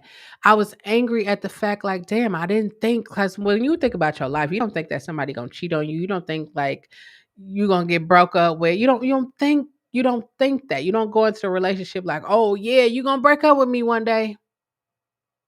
So now everything you do after that is just like, yeah, it's only a matter of time before you break up with me. We celebrating Christmas this year, but I don't know if you're gonna be with Christmas next year. You're not doing that. You enjoying the time, you enjoying the moment, you spending, you loving, you doing all of that. But why is it like that's my yeah.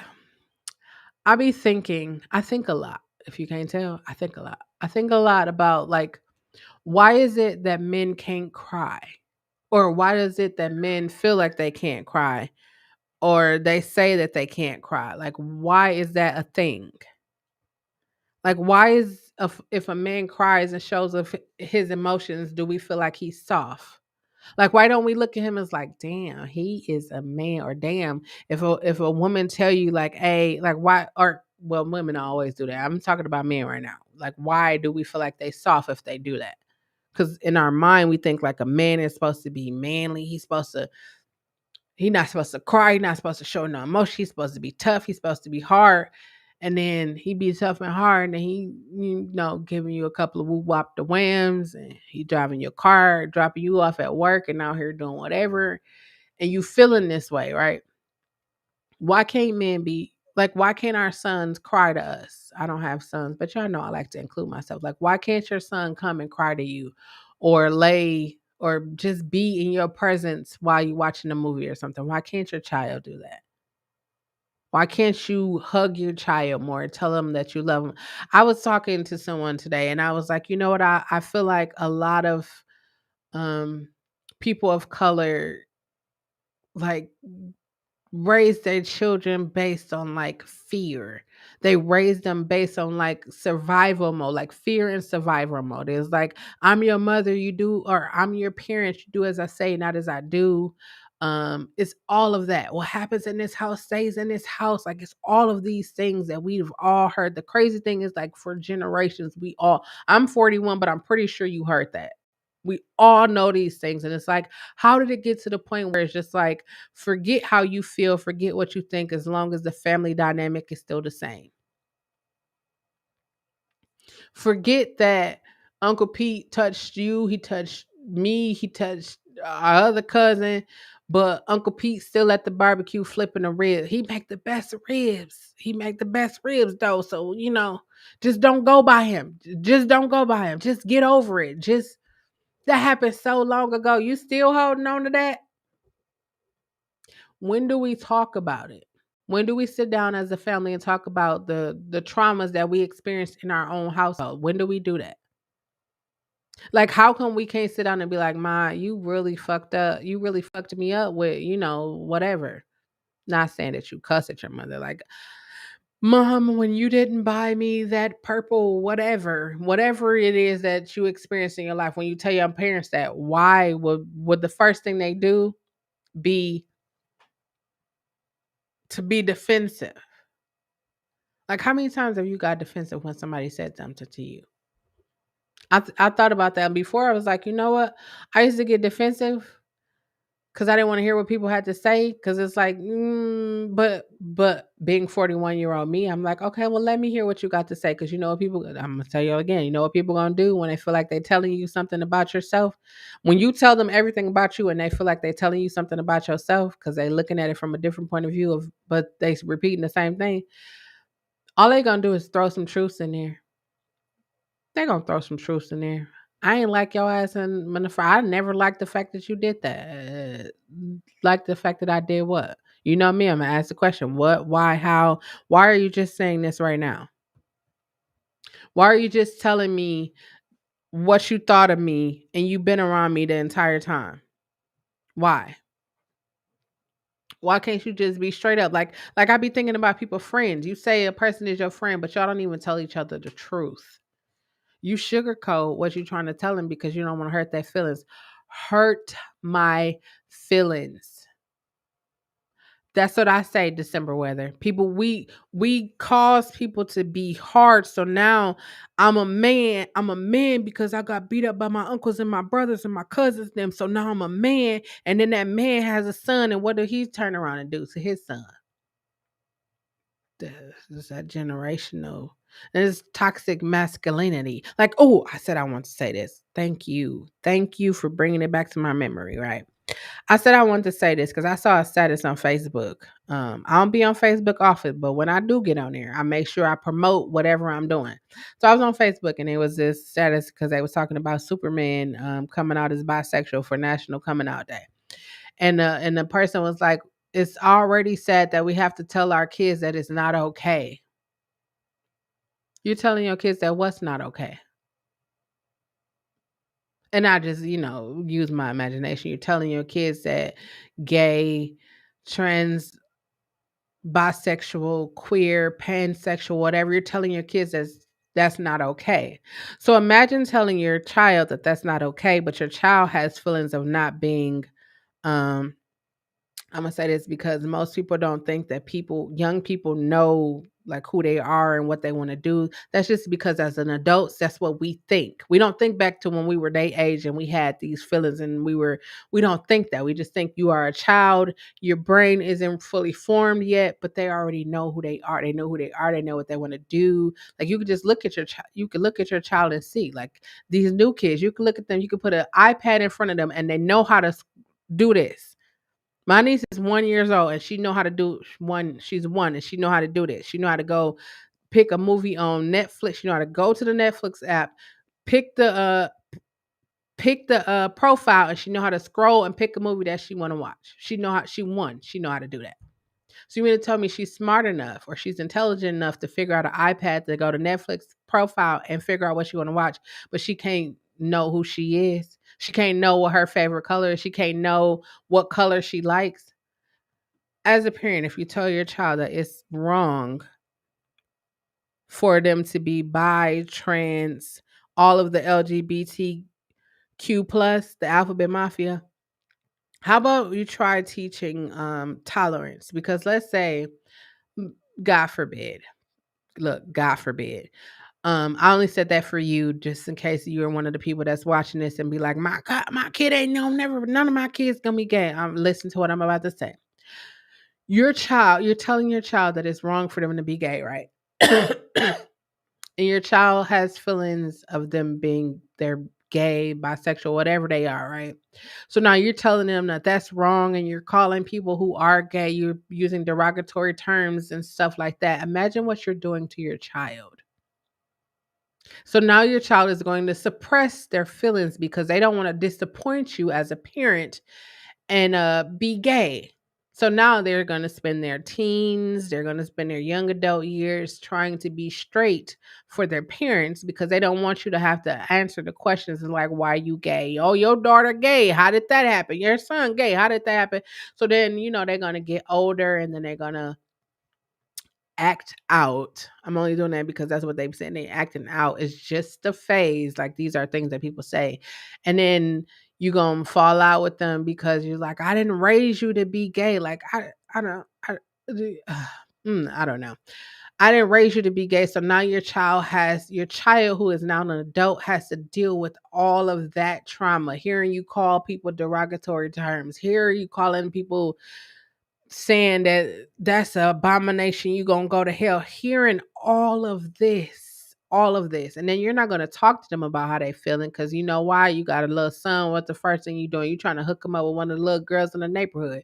You got a daughter. You trying to hook her up with somebody. Well, no. You probably should be talking to your kids at this age, like in 2021. If you're not talking to your kids, you probably should spend more time with them. Take them to the mall.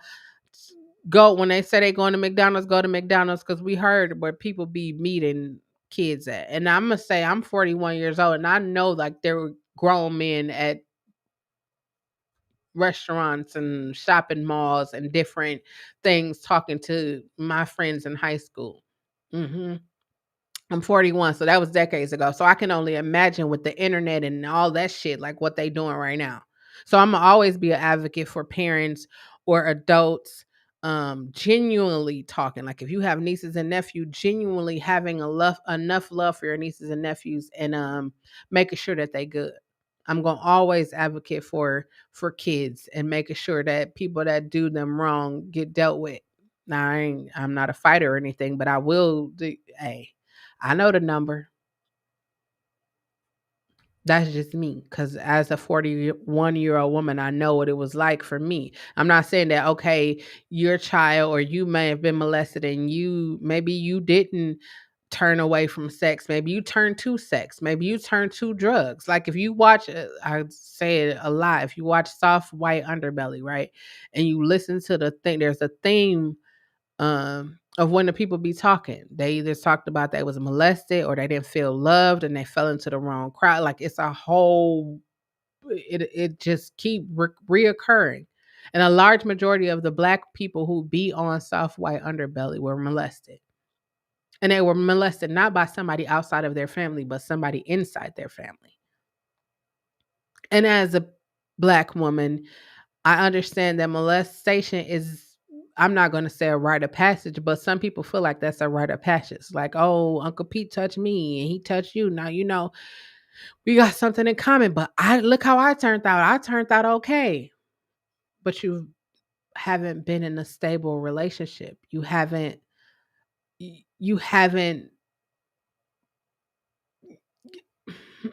ah, hmm, hmm. See, even sometimes when I be talking here, I be, hmm, mindful of the things that I say because sometimes like I said, I have the gift of words. Sometimes I don't want to offend, but I do want to get you to think. If you are a parent and you have a child, a boy or a girl, a teenager, boy or male or female, talk to them. Because if you don't talk to them, somebody out here in these internet streets will. Internet streets and real life streets. I It was a TikTok. I wish I could have shared it here. It was a TikTok, right? That's the thing. That's the thing that I'm talking about, right? There's a TikTok. I wish I could share it. Actually, let me see if I can get the girl name. I want y'all to go watch her TikTok because I watched this TikTok and I was found the YouTube of the guy that um hold on, I'm trying to find what his name is. Cause she did a whole series on him, right? She did a her name is dang. Her name is Callie. I'm gonna put it in the chat. That's what I'm gonna do. I'm gonna put it in the chat. What her name is. She did a series. It's a man on YouTube. I don't even know his name. But if I remember it, I'm gonna type it, I'll put it in the community post. There is a man on YouTube.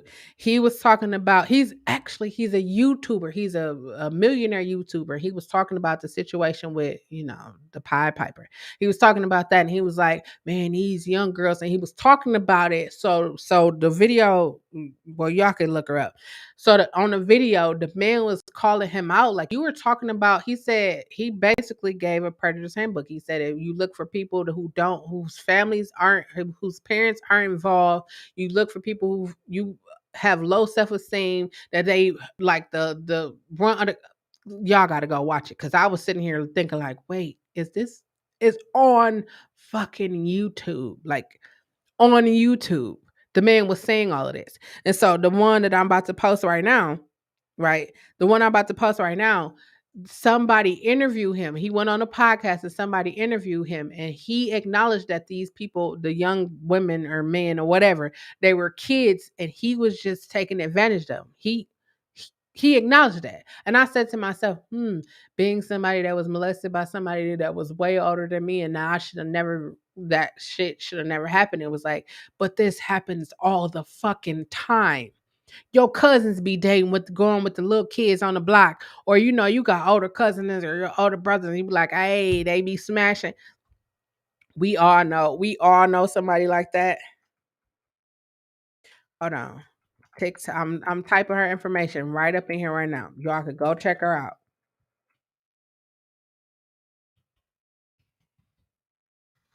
And I'm only typing it because everything that she said was just like people don't even be thinking about shit like that. We don't think okay, my they're older. No, they don't need to be hugged. They don't need somebody to tell them they beautiful. Did y'all see that Kobe Bryant had did an interview. Like they was playing it around the time that he passed away. God bless the dead. They was playing an interview, and he was like, he had a conversation with his wife, and he said he asked her, "How come you don't tell me I did a good job? How come you don't tell me you don't give me those things?" And she said to him, he said, she said to me because I get it from everybody else. And then he said after he told her that, like he wanted that, she changed. So I was like, think about that, right? That's why I be saying use your words. Like you don't think that your child like wants you, your child go from being a rambunctious team, they want to hang out, they want to do all of that, to now all they do is be in a room. You won't knock on the door or you won't be like, hey baby, what's wrong? You won't ask them no questions. It's just like whatever. Oh, they just a teenager. They just going through the teenage phase. No, the reality of it is people their age are dying. Did y'all see what happened to the girl? Well, I forgot her name. But y'all see what happened to the girl that was at work? And the maintenance man is allegedly the did y'all see what happened? Did y'all see what happened with that? Like I was just saying to somebody, I was like, oh, I didn't even press in. That's the girl's let me make sure I put that Caillen. Yep, that's it. That's her TikTok right there. Um But y'all see, like now you can't like the people in Miami, they turned the dude down. He's like, "Hey, shorty, what's up?" Turned him down. The dude went and got a gun and came back and started shooting. Like you can't even turn people down now. You can't even be polite. You can't even politely say, "I'm good," because then when you say I'm in a relationship, the first thing they say is what? Y'all know what the first thing they say? You can't have friends. I'm good. What comes next? Oh, you think you the shit, huh? Oh, you gonna ignore me now, huh? All those things. When I tell you, I literally saw somebody get punched in the face because a dude asked them for their number and they was like, no, I got a dude. And a dude hauled, like, when I tell you, like, he came from wherever you live, I want to say Africa, and hit her face. And it was just like, did he just hit her because she didn't give, he just hit her because she didn't give the number. Like, are you serious? Like when they was like, "Oh, she turned down his advances, so he felt some kind of way because she kept turning him down." It is my right to turn you down. It's my right not to date. It's my right to do whatever I want to do. But that doesn't mean that my life should end because I don't want to talk to you. That shouldn't mean that my life should end because I don't want to date you, or none of that shouldn't be why my life ends. But that's where we talking about emotional nourishment, and we should figure out what part, why does that insecurity exist in us? Why does that what makes me feel like because you tell me no that I just have to have it. I have to do whatever I need to do so that I can have it. Where does that come from? Go make me some food. I'm tired. I don't want to do that. Now I'm getting punches to the face and to the back or kicked or something. Where does that come from? You tell your child to sit down and your child don't want to sit down. What do you do? What do people do when they tell their kids to sit down and your kid doesn't listen to you? So what do? You hit them with a belt. That's what we're gonna say. You hit them with a belt. Why would you punch your child? Why would you kick your child? Why would you do anything abuse related to your child? Because they didn't listen to you, right?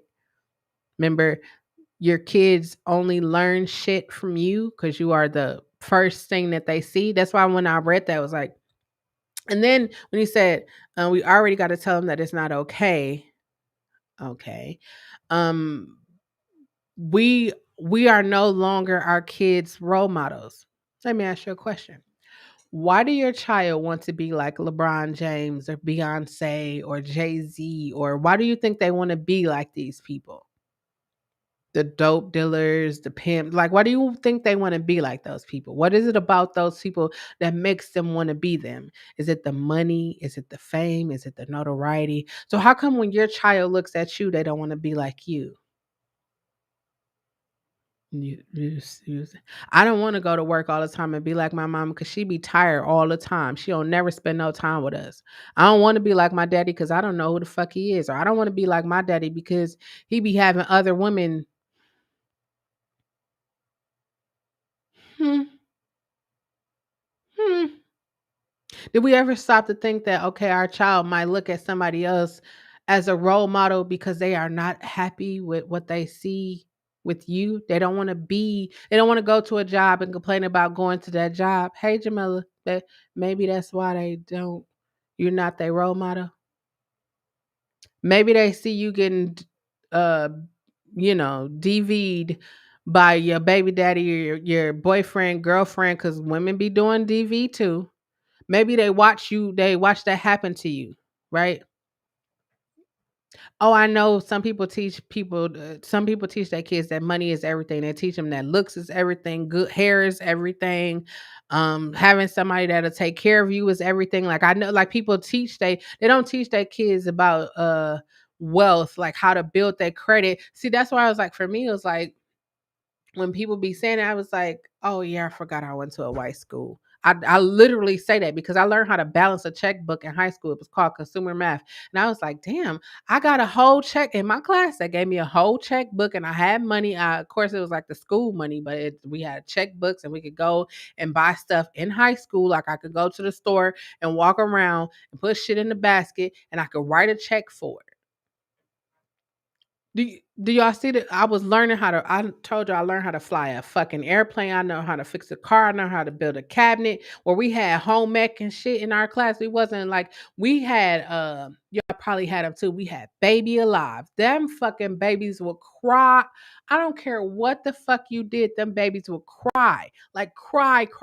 And it was just like, damn. And I started to think like, damn, they don't even have those anymore. They have eggs and flour bags. What the fuck are we? Eggs and flour bags. I just thought like, damn, I was pretty privileged. As a 41-year-old, I say, damn, I was pretty privileged to go to a high school like that. When I catch a flat tire or my got to do the brakes on my truck, and I was like, all I need is a big jack. I probably go get me one of those big ton jacks and do my own brakes. What? You got brothers? They can do your brakes? I was like, yeah, they could. My brother is going. I told him today. He was like, yeah, I was, be there. I'll help you just in case you can't get it or whatever. But he's like, I know you got this. Y- I know how to get my hand. I know how to get my hands dirty when I need to, but I'm be having to get my hands dirty. But the last thing I'm gonna do is I'm gonna say, so when I go to the shop, people be trying to charge me a whole bunch of money. Oh, that's how much it costs. Oh, I know my brakes at the it costs $80 for my brakes. I know that. For that's for two the brakes and the rotors to go with. I know that. Oh, it's gonna be this much to put them on. I'm just like, what you doing? All you doing is jacking up my thing. Zzz, zzz, zzz. If you don't got that, you got the little four way that you spin around, take it off, put it. All it don't cost all of that. People be trying to tell me, show it's the labor. I do this myself, and my brakes will be good because I have my brothers who mechanics and my cousin who mechanic, and they sit there and then they let me do it myself. And you know what they said? Because in the event you are out somewhere and this happens, we not around and we can't come, you'll be able to do it for yourself.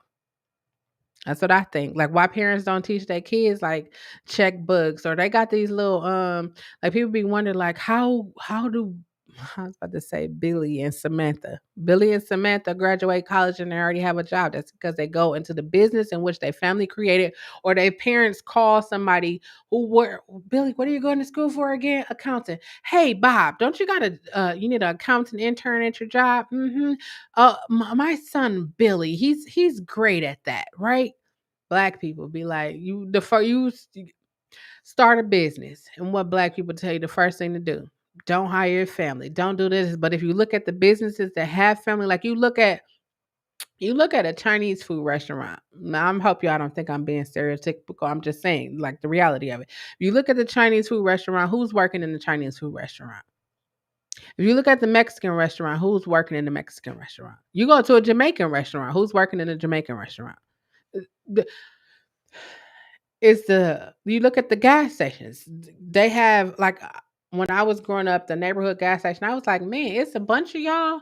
Cause I didn't really know any better, but I was just asking. They was like, well, this person come over for this number of time. And then when their time gets ready to go up, they bring another one of their family members. And I was like, damn, so y'all keeping all kinds of money. Then they get another gas station. I was just like, damn, it's mind blowing for me. Mind blowing. Can you imagine how things like if you go to the corner store, your corner store at your house or your liquor store, think about who owns that. Think about the beauty supply store in your neighborhood. Who owns that? They hire us for their they'll hire us for their security. Like when you ever go to a gas station, you see being security at the gas station. Go to the beauty supply store, who do you see being the security? They know we good at protecting shit. They know that. They know we good at protecting shit, but who do you see? Like, I remember asking somebody, I was like, when you were little, nobody ever asked you what did you want to be when you grew up? Like your school didn't ask you that? Like I was even when I didn't go to school, like my family was like, okay, so what are you aspiring to be? Like I thought about all the different like my mother sent us to Saturday school where we learned coding and all kinds of shit. And I was just like, why the fuck are we going to school on Saturday? But then I started going to school on Saturday and I was learning. I was like, oh, this is fun. So you trying to, I ain't going to divulge my capabilities, but I mean, it's like you put your child want to be a basketball player, so you put him in AAU or you get him a little coach or you go to well we have these little books where they have neighborhood things like basketball, swimming, um they call rec things. I don't know if they have them where you are, but we have rec things. So you go in the book and you like, okay, my baby want to learn how to. Now it's like my baby want to learn how to be a content creator. So I'm gonna send them the content. I'm gonna send them to the content creation class or something like that. My baby want to be a videographer. I'm gonna send them to that. So you start investing. I want my baby to play piano. You send them to karate because you want them to think like not just so they can fight, but you want them to be mindful. Because if you think about it, right?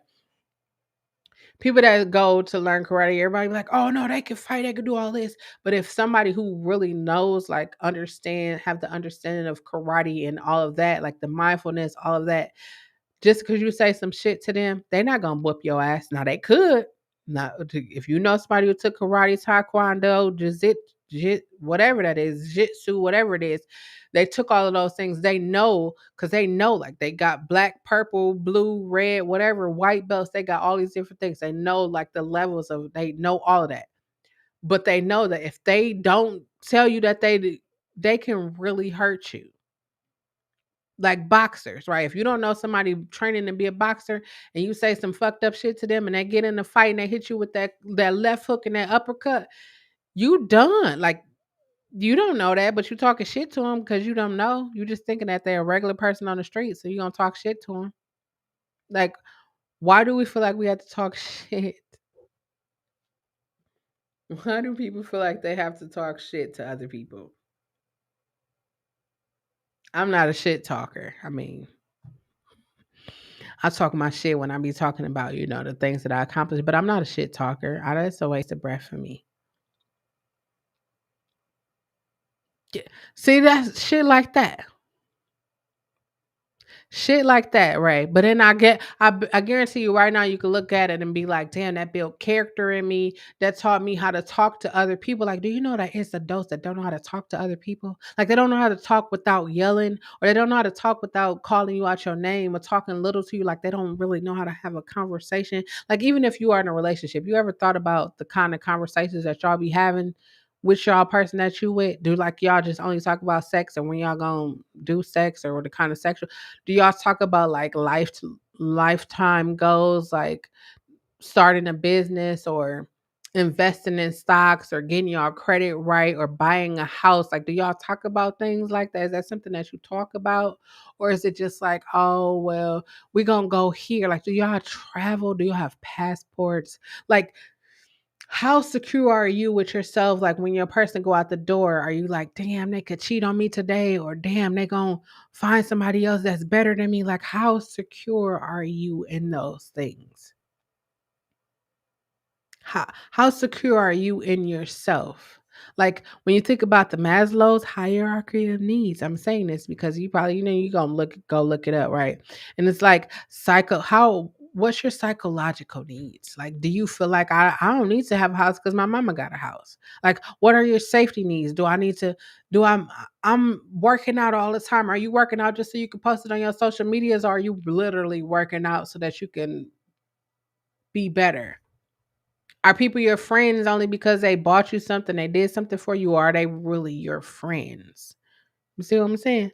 Like, if you really got into a jam, can you really call them and they be there for you? Like I was thinking, all this shit happened, right? And I was like, I wasn't alone. Like I said, I'm gonna want to be by myself sometime, whatever. But soon as I was telling people that, they was like, "Girl, open up the door. I'm downstairs and I got Popeyes now." If you tell me, I love Popeyes. I do. I just love Popeyes. I don't even know what it is about Popeyes. They tenders. I don't like their chicken though. It's just they tenders. It's something about Popeyes. Girl, open up the door. So what I do, I go up the door and I laughed. I felt like this was the most I like freely laughed. Like not a forced laugh, just like laugh, like ha, cracking up. And I was just like, why am I not sad? I really thought I was gonna be sad. I really thought like I don't know. I really thought like when I was gonna go on this journey of healing and self discovery, I was like, oh, I'm just gonna do this and I'm gonna do that and I'm gonna be good. And it said, no, no, that's not what you're gonna do. We're gonna go all the way back to the time you was 7. Before everything in your life got flipped upside down. We're gonna go back to 7. You remember what it felt like? You remember? Yeah, I remember that. We getting up on 8 right now. Now I want you to have them same feelings when we come up to 8, because your life changed at 8. We want you to have them same feelings. And then I got to 8 and I was like, I'm not crossing over there. Why? And my body is like, because we know what it felt like to go there. We know what it felt like to be 8 and to have somebody take your innocence away from you and you not understanding what the fuck is going on. No one's talking to you about it. You trying to figure out in your head what the fuck just happened. And now it's just like the way you used to think, you don't think that way no more. You find yourself in situations, the first thing you're afraid. Like I wouldn't sleep. I said this week, my voice has been doing a real weird thing and I wasn't feeling like since I had COVID. I'm telling you, I get a little cough, my throat look. I'm not doing shit. Let me give me some tea. Let me give me some ginger shots. I'm putting that together. But then I started to think like I didn't sleep for so long. I didn't sleep because I correlated every time something fucked up happened to me, I was in my sleep. Or I didn't go to certain places or I didn't do certain things because every time something fucked up happened to me, it was in those situations. So when I was like, damn, I wouldn't go, I would When like people would have sleepovers, they would always like, "Hey, can Chelle come to our sleepover?" And I would just be like, "No, I don't want to go." And then my mother was like, "Oh, it's a good thing." And then I didn't want to go to the sleepovers because shit be happening at sleepovers. You, you know shit happen at sleepovers, and I was like, I don't want to go." And then I would never sleep. I would just be up all night, sitting in the corner watching the TV. And I made sure, like I remember one time. So today, let's just say today I was triggered. And I was like, I remembered this one time I had went to a sleepover and I found the creakiest part of the floor. I found the creakiest part of the floor, and I made my palette by the creakiest part of the floor. And I bet you're probably wondering, or you probably already figured out why I made my palette by the creakiest spot in the floor. The spot where I knew if somebody heard that, they will wake up because I knew like that was me trying to protect myself to in the event that somebody was like, "Oh, we gonna sneak in here and do me, no, no, no, no, no, no." Creakiest part of the floor. And I started figuring out little things, little shits like that. It was like, okay. Well, I know I can't go here and be alone because if somebody come, like you start figuring out. So now my life was based on survive. I did shit because I wanted to survive. I didn't want nobody to take advantage of me. I was like, ain't no motherfucker gonna ever take advantage of me again. And what kept happening? People was taking advantage of me because I didn't know nobody nobody was telling me how like this shit shouldn't have happened. That's the first thing. This shit shouldn't have happened. Nobody was telling me how to deal with the fact that the shit happened to me. Nobody said none of that shit. It was like a rite of passage, like real life. I'm not telling you, I'm not saying that's what it was, but it was like a rite of passage. Like, oh, this person chose you. Oh, no. No. That's like we have little kids or we have young girls and they fully develop, or we have boys that's like we have people that's like developed that they look beyond their years and we like, oh, they so cute, or they don't we giving them all these sexualized fucking comments, and it's just like, are you fucking serious? That's well, she fast. She don't even know what fast is. She didn't ask to be developed before her time. She didn't ask that. High original, right? That's why I said I want to come to YouTube, and I don't give a fuck. I would tell you I was molested. I would tell you I would tell you every fucking thing that happened to me. If it means you finding the courage to fight through the shit that you doing and tell somebody about it. I don't even give a fuck because I'm tired of adults walking around here hurt and broken, and then they becoming parents and they passing that hurt and brokenness onto their kids, and now it's generational curses. We need to start talking to people. We know that our grandparents, some people, grandfathers was fucking on them. They mama and daddy was fucking on them. But guess what? That's your mama, that's your daddy. That's your mama, that's your daddy, that's your granddaddy. Your grandmama knew. These older people know what the fuck going on. Your mama know that your sisters and brothers is fucking touching you, but guess what? That's your sister and your brother. You still supposed to love them. I can love you at a fucking distance. I don't got to be in your presence all the time. I don't have to hang around you. Y'all notice this shit. That's that shit that I just be like emotional nourishment. Someone was like, "You're not healed at the fact. You're not over the fact that you got molested." I was like, "I will never get over that." I will never just be like, hoo hoo, I'm over the I deal with that shit every day. I'm gonna tell you, when I smell certain smells, I just be like, you are okay, you are safe. I have to tell myself these things. I'm 41 fucking years old. I know that I'm okay. I know that I'm safe, but I have to tell that part of me that remembers not being okay, that remembers being afraid. I have to tell that part of me. It's locked in there. I wish Jesus, Buddha, Allah, whoever you believe, I wish they could have magically took that shit away and it would have just disappeared. Guarantee you right now I could be like, who was the first person that broke your heart? Who was the first person you dated and who was the first person that broke your heart? You remember that. Why? Because it was the first. It was something that was memorable for you. It was a hurt that you remember. That's like if you get out of a relationship, you're like, I wish a motherfucker would. The key word, I wish a motherfucker would. I wish a motherfucker would think I'm about to bring them in my house for cuffing season. I wish a motherfucker would think he about to drive my car. She about to drive my car while I'm at work. Do women even ask guys to use their car while they at work? I don't know, but I know a lot of dudes that ask. See, that's what I'm saying. Like you remember smells, you remember locations, you remember all of these things. Your body even remember. Like even I be telling people like, are you okay? Like you see somebody and they just got this look on them, and then you notice that it was when a certain individual walked in the room. It's like, are you okay? Yeah, I'm good. I don't even know why that just happened. I can tell you why it just happened, but I'm not saying that this is what happened. But I could tell you, like, there's something there that transpired because when you see, like, if you see a kid, I don't know if Jazz is still in here, but I had told Jazz, I was like, Jazz, do you see when your kids see me, what do? They run up to me, they want to hug me. TT, they be all excited, right? But if you ever see a child and they just like grab onto the parent or they just be right there, you ever notice that? Even if you're siblings, like you ever notice when somebody come around and like people just be weird around them? Like there is visible signs, but we don't pay attention to them because we be thinking like, oh, why the fuck she keep cussing him out every time? Why the fuck he That's because there's something there. There is something there that wasn't there before. That's Beauty and the Beast.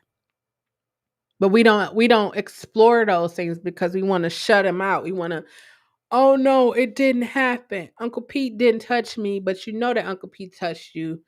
Then now you just like, well, I ain't gonna say nothing because every barbecue, every family reunion, we have Uncle Pete on the grill. Now I gotta eat the meat that Uncle Pete is flipping. And then Uncle Pete gonna be trying to brush up on me while I'm trying to get a plate or something because these pedophiles and predators, they bold as ever. But bold as fucking ever. Bold as fucking ever. And then you tell people and they be like, why? Like I had somebody say to me, like, why did they choose you? Shit, the fuck if I know. I wasn't like, hey, I got a sign above my say it was like, hey, choose me because I want you to no. You didn't ask for what happened to you to happen to you. But guess what you have to do? That adult, that person that did that fucked up shit to you, guess what they doing? You looking at them, you like, they living a fucking life. It look like they are living a fucking life. They having the time of their fucking life. And guess what you doing? You trying to figure out how the fuck am I going to make it through this shit? I wrote a poem where it was like, you know what? I'm 18 and I'm struggling with my self-esteem because this shit has been happening to me since I was 8. I'm 10 now. You know what happens when you're teens? You start dating, you start hanging out with different crowds. You you start doing all of that. But guess what? Because I was molested at a young age and the person who was molesting me started noticing that boys was liking me and they started creating narratives about I didn't say nothing wrong because I was being silent. I was just like, okay, I'm kicking it with this person. And then next thing I know, it's like, well, I can't talk to you because so and so said. And I'm like, who the fuck is so and so? Like, why would you listen to them? But, people are impressionable. People, if I tell you a story and make it sound good, you're likely to believe me because you're going to think, why would I lie? But then I started to pay attention. I started to pay attention. And I definitely started paying attention because it was this one individual that liked me and we was kicking it. We was cool. Nobody knew that we was nobody. And then somebody, the person that was molesting me caught wind of it and it was just like, oh, and I was like, no, no, no, no, no. Don't do that to me because me and you been on a whole nother level. Tell me what the fuck it is. They told me what the fuck the predator said to me. And I went to the predator. I was like, if you ever fix your fucking lips to say some shit like that ever. That's why I have a thing. Y'all probably did. That's why I have a thing when people be creating fucking narratives. I would usually be silent. Like right now today, This is the most I ever talked about being molested by the pastor of the church. This is the most I've ever verbally said it ever.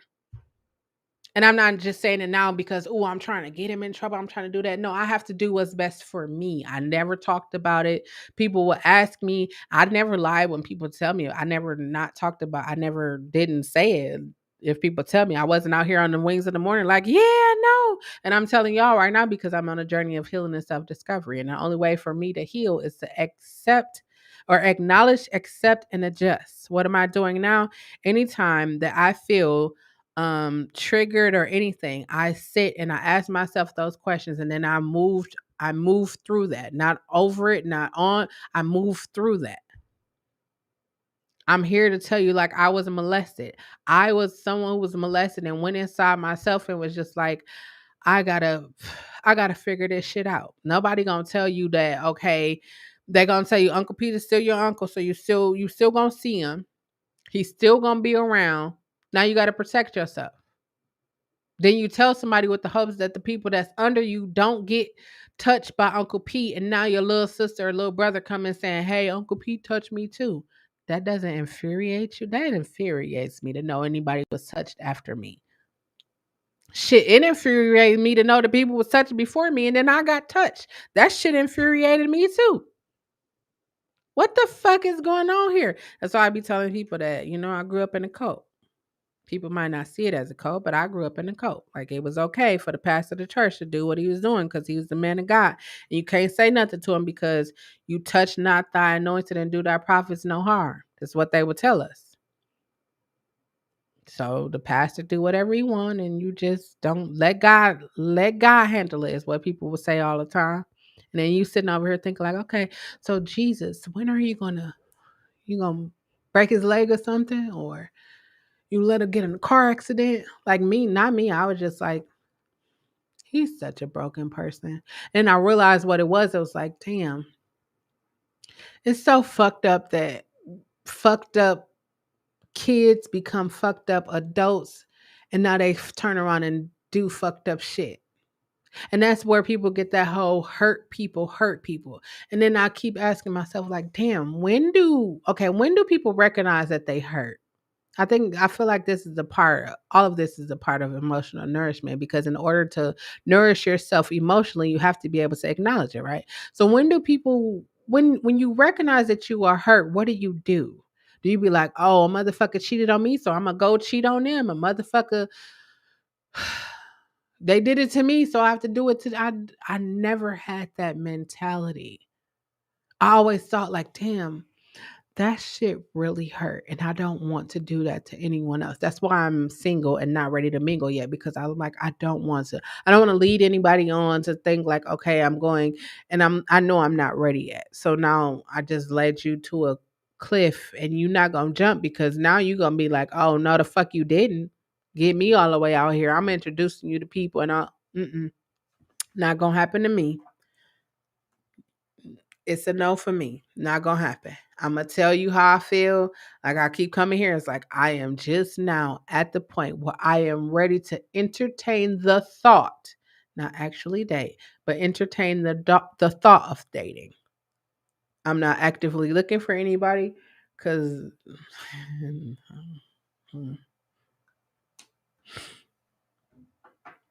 not actively looking. Everybody is around. I mean, when the timing is right, that's so funny. When it's that time when I feel like, okay, I'm good. I'm in a good space. I'm good. Right now, I'm just loving on me. Like, what happened to us loving ourselves? Like, you get out of a relationship, you just take some time to get back to you. Because like I said earlier, you get lost in people. I got lost in my situation. Like, real life lost. I was like, okay, this not working. Let me do this. That's why I was saying, like, if you get in a relationship or you are in a relationship, two of the most important things is understanding that person's love language and telling the truth and conversating. So that's three now. Tell the truth, conversate, and understand the person's love language. Because you might go in and you come from a household where people belittled you. So now you feel like the person telling you that they love you all the time. Like the whole clingy thing, like, oh, I'm so clingy, I just want to be around you all the time. That's rooted in abandonment issues or rejection. Like, I'm not a therapist. I probably should have said that at the beginning. I'm not a therapist, but I could tell you, like, hey, oh, everybody, I'm clingy. I'm clingy. Well, why are you clingy? Because I just want to be by you all the time. Why? Like, this whole thing that people got where Facebook or social media is now part of relationship arguments. Well, why did this nigga like your thing on Facebook? Well, why does this bitch like your photo on It's like, that's not, I'm gonna say, like, that's not a reason, like, that's not an excuse for people to cheat, but it's like, are you really taking a like or a comment on social media? Like, you gonna break up a relationship for that? Like, real life. I don't know. I was I was like, when I do decide I'm ready to commit to dating, I'm not doing the social media thing. It's a no for me. And I'm glad that um and whoever I decide to date or whenever I decide to date, I will hope that they will have those same sentiments. I'm not gonna be like, "Ooh, look at them, y'all. I'm with them." It's a no for me. It's a no. I did that before. And look where that got me. Single. Anyways, I just want to come on here and talk about acknowledging your feelings, accepting them, and figuring out what you're going to do after them. Because again, as long as you are alive, I am 41. I've had my heart broken. I've been disappointed. I've been happy. I've been afraid. I've been sad. Um, I have overcome a lot. I've done all of these things. And as long as you are alive, you will continue to have to fight through fear, sadness, joy, hatred, love. You're going to have to figure that shit out. If every time some fucked up shit happen to you, you just going to go inside yourself, don't do that. Don't do that. Take it from somebody who did that. Don't do that. I wasted a lot of time, a lot of energy on just doing that. Deal with the root of the problem. Ask yourself the questions of why or how or when. Ask yourself those questions. If you feel like somebody wronged you, tell them that they wronged you. If they don't listen, you got it off of you. And another thing I want to talk about is forgiveness, right? When people talk about forgiveness, they talk about in the sense of your mama did some fucked up shit to you. You just gotta forgive her because that's your mama. Actually, I'm going to say this now. You might not agree with it, but I'm going to say it anyways because this is just how I feel. You need to forgive yourself for allowing the disrespect to happen and make up in your mind that you're going to set boundaries so that it won't happen again. Yeah, it's cool for you to be with your mama. It's cool for you to hang out with your mama, go have Christmas, Thanksgiving, just because I cook on every Sunday dinner. It's cool to have that, but not cool that she disrespects you. It's not cool that they call you out your name. It's not cool. It's not cool at all, and you don't have to take that just because of your family members. I don't know who needs to hear this, like TikTok. I don't know who needs to hear this, but you don't have to take the shit that your family do just because they your family.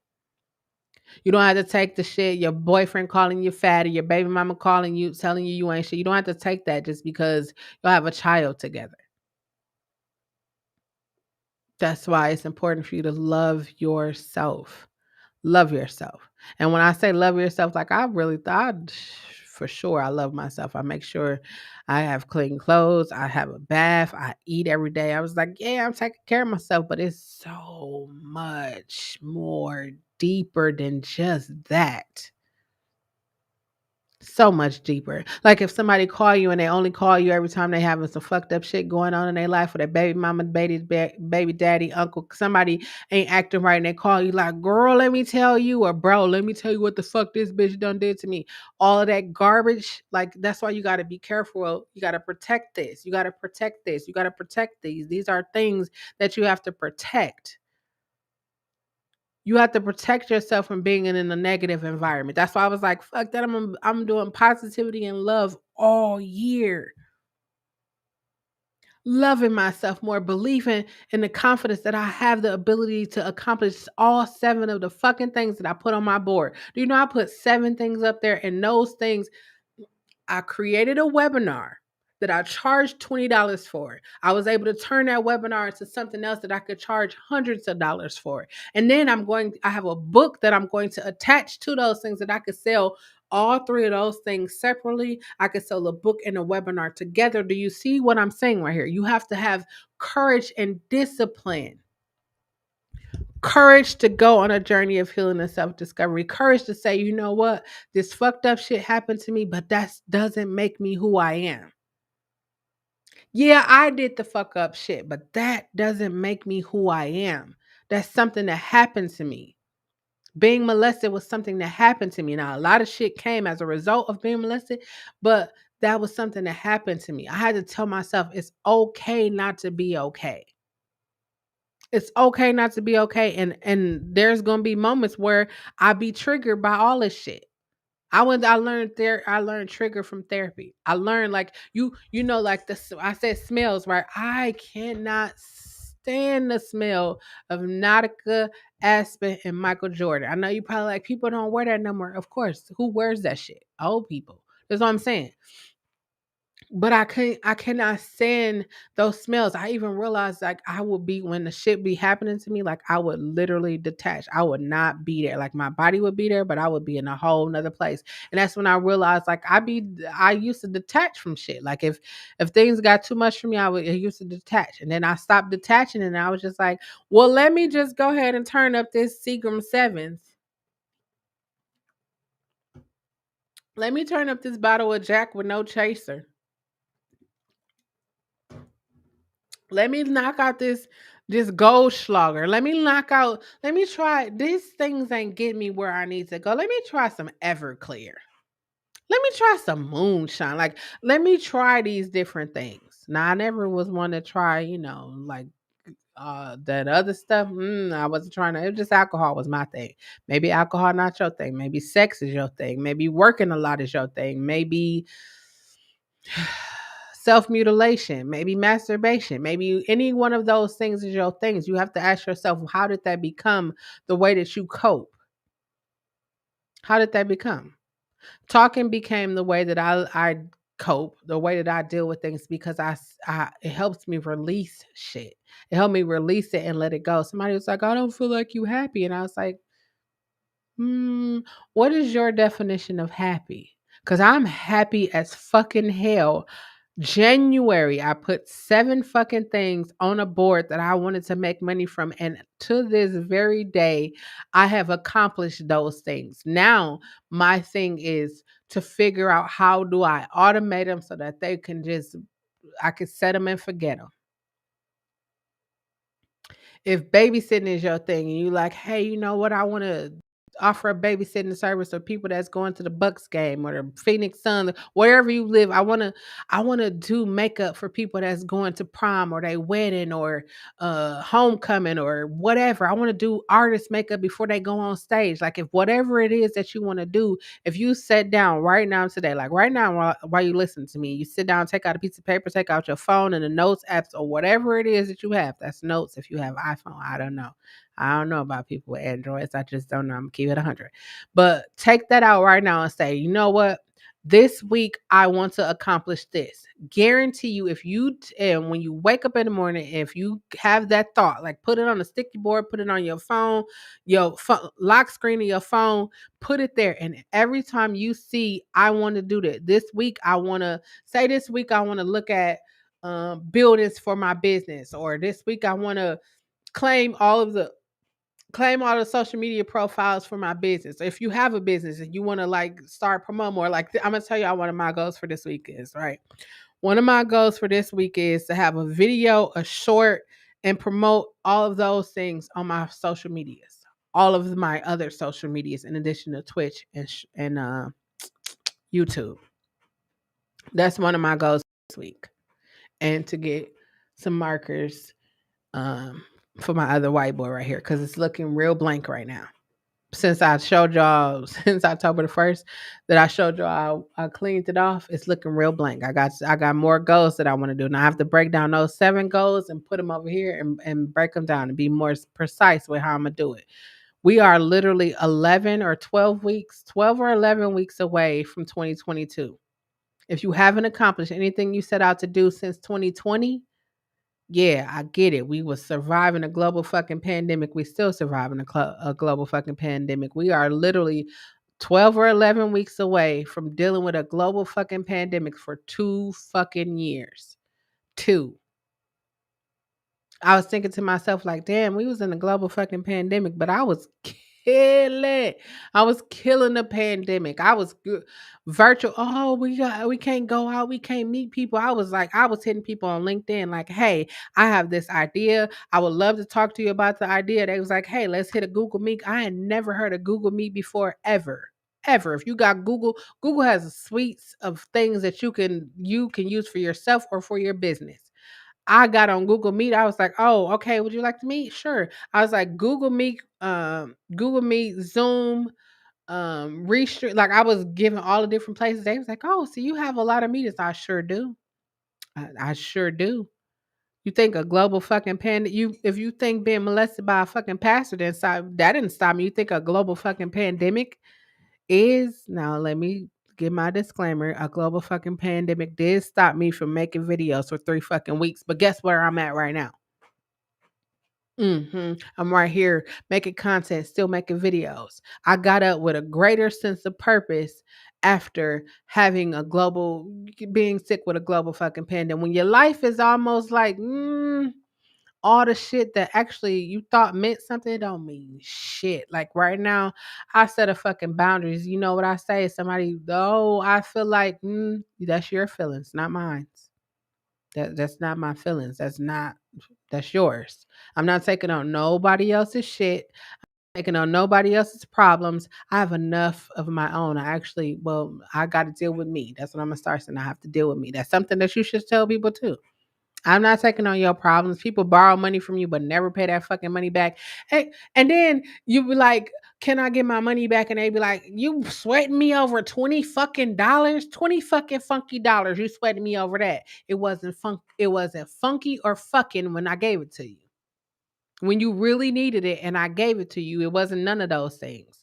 You kept my $20 though, and guess what that taught me? I'm not giving you shit else. I'm not giving it to you, but me." Here I go again with me. So I be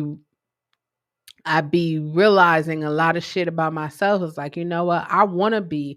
I told somebody today, I said, I prayed for the heart where I could just be like ruthless out here, where I could just be like, I don't give a fuck.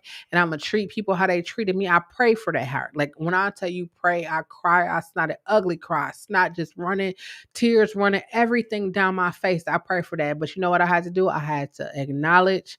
I had to accept, acknowledge, and adjust. I'm just one of them people that the universe, God, whoever you believe in, didn't give me that kind of heart. So I have to deal with the heart that I have. And the heart that I have is I don't give a fuck how terrible people treat me. I still wish them the best. Still wish them the best. I remember one time I was like, I was giving to the person outside. Now the person I was with somebody else, and the person I was with, like, made that person, I know they said so much shit, and I was just I was embarrassed for that person. And I was just like, you know what? That's not me. I don't think like that. I don't want to pray a prayer over you that if you take this and go do I don't care what you do with it, but I hope that you get you a place to stay, get you some clean socks, get you some food, get you something that is beneficial to you. That was my hope. That's always be my hope, that everybody is better. If everybody is better, then who's going to be less than? I was like, why does anybody have to be less than? Why can't we all win? So I was thinking about and I think about my music, right? And I think about the business of music. That's why I was like, my two fucking brothers produce music across multiple genres. Hey, I want to do something trap today. I want to write to some trap music. I'm gonna go over here and holler at my little brother. I want to do something popish or EDM-ish. I'm gonna go over here and holler at my middle brother. And it was like, we not making music for you no more. It's like, damn, now who gonna make it? I'm gonna make my own fucking music. I know the business. So I was telling my little brothers, like he want to do music. Okay, we gonna make sure you got this, and this before you step out this gate. Okay. He stepped out that gate. He ain't did music in 2, 3 years and still getting a royalty check from it. Cause That's why you got to set yourself up. So I'm saying, like, if you a parent and you know, like, you hate the fucking job, you hate that fucking job. People be hating they fucking jobs and still be going to that job. Why? For the money. What if you put that same passion, like, you want to start a fucking food truck? Why don't you just start a fucking food truck? Why don't you start selling dinners on YouTube? But first, what you should do, not on YouTube, but Facebook. What you should do is actually set you up a business first. Because I don't know if y'all know this, but Facebook is really cracking down on people, talking about green cars, or social media period is talking about green cars and selling food and all that stuff, because they like, you know, our Uncle Sam, who not really our uncle, but his name is Uncle Sam. He want his coins. He want his coins from whatever you do. He want his coins. So first you start a business first. And then you start promoting what you doing. Why we don't like I went to Target one day, right? And I'll be watching. I don't watch like regular news, like my local news. I don't watch that. I watch like BBC, like CNN. I watch all of the business news because I got a business. Anyways, I watched all of that, right? And there was this young girl on here, and she was talking about she had a lemonade. And so I remembered the lemonade. She like 11, she probably 12 now. I remembered the lemonade. I went to Target. I saw it. Now her lemonade was $3. I wasn't like, I know this little girl don't think I'm about to pay $3 for lemonade. Guess what I did? I bought that fucking lemonade. I actually bought, she had three of them in there. I actually bought two of them because one of them I didn't, if I don't mess with it, I don't mess with it. But I bought the two that I like, and I was like, damn, I just supported an 11, 12-year-old person with a business. She's in fucking her lemonades are in fucking Target. Like when you go to Target now, they got a whole like people of color section where they have all the people that made this stuff. Like I just be thinking, like, man, think about those kids that just used to be selling. Kids used to sell lemonade outside on a little street corner or the driveway or whatever, and now she's got a whole business at 11 or 12. Why your kids can't do that? I don't got no kids, or else my kids will definitely. I be telling my niece, I got a nursery rhyme album that I'm working on. My niece made a couple of the tracks for it, so she definitely gonna be getting her royalties, and she's about to be 14. So if y'all didn't know, Nas, he put his daughter down as executive producer. Her that she helped him make the Nostradamus, I think that is. I think it was his first album, and she been eating off of that album for forever. DJ Khaled do it to his kids. You set your kids up like she a nursery rhyme album. She gonna be 14. She gonna have producer credits, songwriter credits, all of that, and not just because I'm just giving it to her. But you could just give it to you could just give it to your child if you're a music artist. But because she's actually put in the work. She did a Christmas song when she was 4. I was like, "Do you want to sing with me?" And she was like, "Yeah." She did her first performance with me when she was 2. So who else do she look? Anyways, when she was 2, she did her first performance. I had a performance. I was like, "Man, I need some singers." So it was her. And it was my friend Anthony Gatman. They both sung background for me, and it was the craziest thing because they was doing stuff. I was just like, "Oh my god." I'm an artist. Anyways, so my niece is like, yeah, I want to sing a song. Now, I didn't teach her how to sing a song. I didn't teach her none of that, right? So the song that we did is Little Drummer Boy. It's actually out there on Spotify. It's called Little Drummer Boy, AICHE. Actually, let me put it in here. I could put it in here because I'm talking about it. But she did the song. I sung the first part, right? She did like the harmonies, and then she sung the parumpa pum pums. Like it's a crazy little song, right? I never told her how the song go or nothing. She was able to hear it herself and do it, and I was just so shocked. Like, oh my god, she's like 4. Like why don't people be putting their kids like why kids don't make nursery rhyme albums? Or not even nursery rhyme, but why kids don't sing or so like kids make beats. Like I be looking at these young kids on TikTok and YouTube that be making beats, and I just be thinking like, man, why don't people be fostering those things? Like Swiss Beats son is 4 and he got a production credit and he gonna get paid off of that for the rest of his life. And he's 4 and he was on, I think it was DMX, Kanye, J. It was somebody's album. He's 4. 4 he was getting production credits. I don't know why we don't.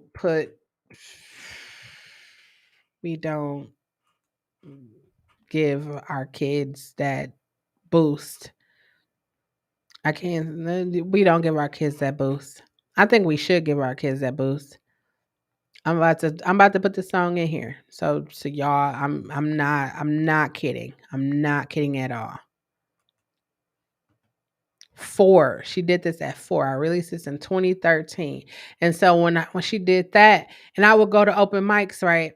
And I was just like, you know what? Let me take her. I just dropped it in the chat. Let me take her to the open mic. And Disney had what is it? Descendants. Descendants with China McClain, right? They will always sing. Oh, Disney always be singing. They singing something, right? So she's like, TT, I want to sing tonight. I was like, okay, cool. What you want to sing? And I forgot the dang song. Mm-hmm, mm, mm, mm, mm. Mm, mm, mm, mm, mm, mm. I don't even remember what the song was, but I found a video of her singing it and I called her early in the week. I was like, do you remember this? Do you remember performing? I found the instrumental for the song that I think it's like a Descendants 3 song, China singing and Descendants 3. She's like, I want to sing this. So I found it. I downloaded the instrumental. I put it on my iPad. So when we went to the open mic, I plugged up my iPad and she sung it. And I was just looking like, man, that is so crazy. So crazy. And that was from two until she 13, about to be 14 now. I'm just looking like, dang, you on production credits. You sung with me. We got all of this stuff. And then I look at her and she just like, TT, what you doing today? Like what we working on today? What you mean what we working on? But she had for me, it's just like her face just light up just seeing like, okay, you gonna support you gonna really let me make a track on your yes, I am. You kidding. And then I told her what kind of beat I want and stuff like that. And she just sat there and listened to me and was like, I can't wait. I'm sorry, y'all. I'm so excited. I can't wait to just share it with people. And it was like spending time with my nieces and nephews definitely helped me know like I have so much to give. Like I said, I come here to tell y'all about, my life and what's going on. Like, no, I'm not telling my nieces and nephews. I mean, my niece be watching, she be in here all the time. But she knows, she been around my life. She know what's going on. But I'm able to tell them like Kira comes on my house and I have this little peel off mask. I don't know if y'all can see that. They got these at the Dollar Tree. I be at Dollar Tree. So I have this little peel off mask and I have like makeup because for my ASMR, y'all should watch my ASMR channel. Anyways, but for my ASMR channel, I'd be like destroying makeup. So she was like, Titi, can I do your makeup? And I was like, I don't wear makeup, but yes, you could do my makeup. And she did my makeup, and I was like, oh, she kind of talented. She did the whole little eye thing. She know how to do, I don't even know what you call this, where you make the lines on. She do all of that. I don't know who she been watching, what she been doing. Oh, I was cute. It was a lot of makeup, but I was cute. And then like she liked to put the little mask on my face and pull it off. And I'm just like, I said, what you want to be when you grow up? She said a cosmetologist. A cosmetologist. I said a cosmetologist. She said, yeah, one of those people. I want to do makeup. I want to do hair, nails. I was just like, oh my God, that is so cute. And so whenever she come over, she want to paint my nails, she want to do whatever. Yeah. Go ahead. DT, can I practice two braiding your hair? And I was like, what is a two braid? She's like, where you twist the one around the other one. I was like, sure. She put burr, she do all, and I just think like, man, like Cam come over here, and the first thing he come to is the drums. So I'm like, let me plug the drums up. Mateo, he like piano, so I'm like, let me turn it. And it's like, how easy is it for me just to let them be them, support them in what they do? My brother called me yesterday. He was like, "Do you know your nephew calls me and says we going to TT house because I got to work out in juice." That's the cutest thing. Like when you come to my house, now I don't make them do anything. I just be working out, and they got little weights. I went and got like 2 pound weights, of course, at the Goodwill. No problem with the Goodwill.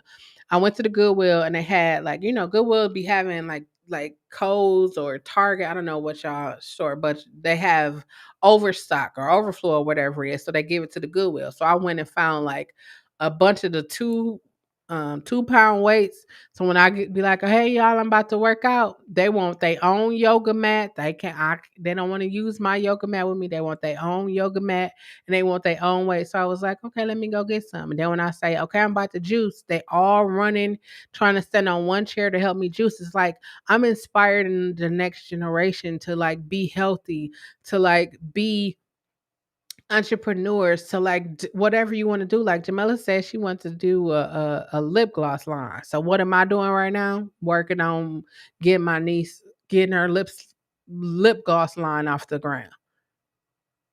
We gonna do that. We gonna do this for real. Before this year's out, I'm gonna be like, y'all should go get my niece lip gloss. If you got a kid, go get this lip gloss. It's gonna look sparkly, and we're gonna have a whole little ad. We gonna have all of that stuff together. Cause that's what she wanna do. Why not? I'd rather her be doing that than out here doing something else that most kids her age is doing. 14. She's 13 now, but she'll be 14 early next year. I'm happy to see that she's still a child. Like, think about how many kids you know that's 13, 14 that's still like watching cartoons or like wearing bobos. Like, kids don't do that no more. Kids be having a full frontal, a full lace at 12. You got a full lace run at 12. It's a no for me. That's why I love the fact that she's a preteen is what they call it. I love that. I love like if she feel like she has something she want to say, she gonna call me. She called me today. I'm glad that she feel like she can talk to me. I'm glad that any one of my nieces and nephews, my nephew about to be 19, I'm glad he still feel like he can call and talk to me. I'm glad. They may not be able to talk to their parents like that. That's why I'm saying, like, if you are a parent and you are auntie or whatever, if your nieces and nephews come to you, cherish that, value and cherish that, because they could internalize that. And the last thing you want them to do is internalize that, because then what comes after that, it comes depression. And what comes after that, they no longer want to be here. And I feel part of the reason why I started talking about shit like this too is because I was watching too many young kids. Like, there were so many. It was like this 10-year-old, this 9-year old, this 8-year old, this 6-year old, uh, killing themselves because they don't feel loved. They don't feel appreciated. Like, people are bullying them. All of this shit. Like, no, you should. Yeah, no. No, no, no, no, no, no, no, no. So if I have to come here and say, hey, if your Uncle Pete is touching you, if your mama touching you, your brother touching you, sister, auntie, uncle, cousin, if somebody is touching you, tell somebody about it. Your mama probably gonna tell you what happens in his house stays in his house, but guess what? You need to tell somebody about it, because it's not right and it's not okay. And you probably will live to be older, but you will have some effects from it. And that's what I tell people all the time. You will have some effects from it. You be in a domestic violence situation, you will have some effects from it, whether it's physical or mental. You will have some effects from it. If you think about your last relationship, you in a new relationship, you will have some effects from it. Life affects us in different ways. No, you might not feel like you have to come to YouTube and talk about it. Maybe you just feel like you write a poem about it, or you run around the track a couple of times. Whatever you feel like you need to do, long as it ain't like detrimental to your health or anything like that, hey, let that shit go. People was like, you're not angry enough for me. You ain't telling her fuck you and all of that. You talking about you wish her well and hope it work out for her. What the fuck is that? I was like, that's growth. I remember when I was at, I wish a motherfucker would. Like, mm, I remember that. And now I'm just like, I just want the best for you. I get it. Okay, we didn't work. I get that. Now, one time did I come on here and bash anybody? I stated what happened and that was it. That's just me. If you can't figure out who I am from being here every Sunday night, I don't know what to tell you. Because what you see is what you get. When this light go off and these cameras go off, guess who I am? The same Chelle, the same Midwsthumnbrd. That's who I am every day. I don't put on for the camera. I mean, I'm here looking good for the camera, but I don't do all that. I ain't gonna go, let me do this so people can like me on YouTube.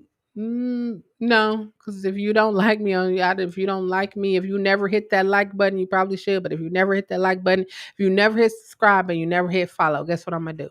I'm gonna still be right here talking the same shit that I'm talking. Cause it might not be good for you. It might not matter to you. But guess what? Somebody gonna come here. Somebody gonna come here and be like, damn, I don't feel like I'm able to express my emotions. And they're going to come here and hear this, to watch this live and be like, you know what? I do need to talk about it.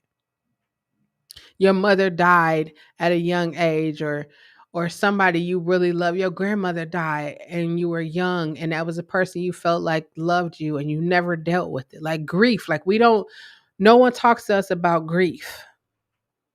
My grandmother died. Nobody was like, this is how you deal with grief. We don't tell you, like, if you had a pet, right, and your pet died. Like, if you see the white people all the time on the different movies, and yeah, I know. You see the white people in the movies and they like having funerals for their goldfish. They praying that the Charlie, as he getting flushed down the toilet, makes it to goldfish heaven or whatever. Like, you don't see that. You in the hood, you hearing people get shot, and you going to funeral after funeral. You seeing T-shirts, you seeing candles and teddy bears and things wrapped around a tree. You seeing that all the time. Nobody is like, damn, bro, did you grieve? Somebody asked me yesterday. They was like, you miss Juice Man. They call him his name is Anthony, whether we call him Juice Man. You miss Juice Man, don't you? I was like, yeah, and I'm working um on this thing with his family, and I was just like, man, when you lose somebody you love, and you just be thinking like, man, like when he passed away, I was just like, come on now, it's too many other fucking people you could have took instead of him. Can you guess why I said that? Because I was angry, and it was like, too many other people you could have took, and I was like, you know what? I respect your decision. I mean, I can't act. There's nothing I could do about that. But I was angry because I was just like, damn, why him? Hell, you could have took me.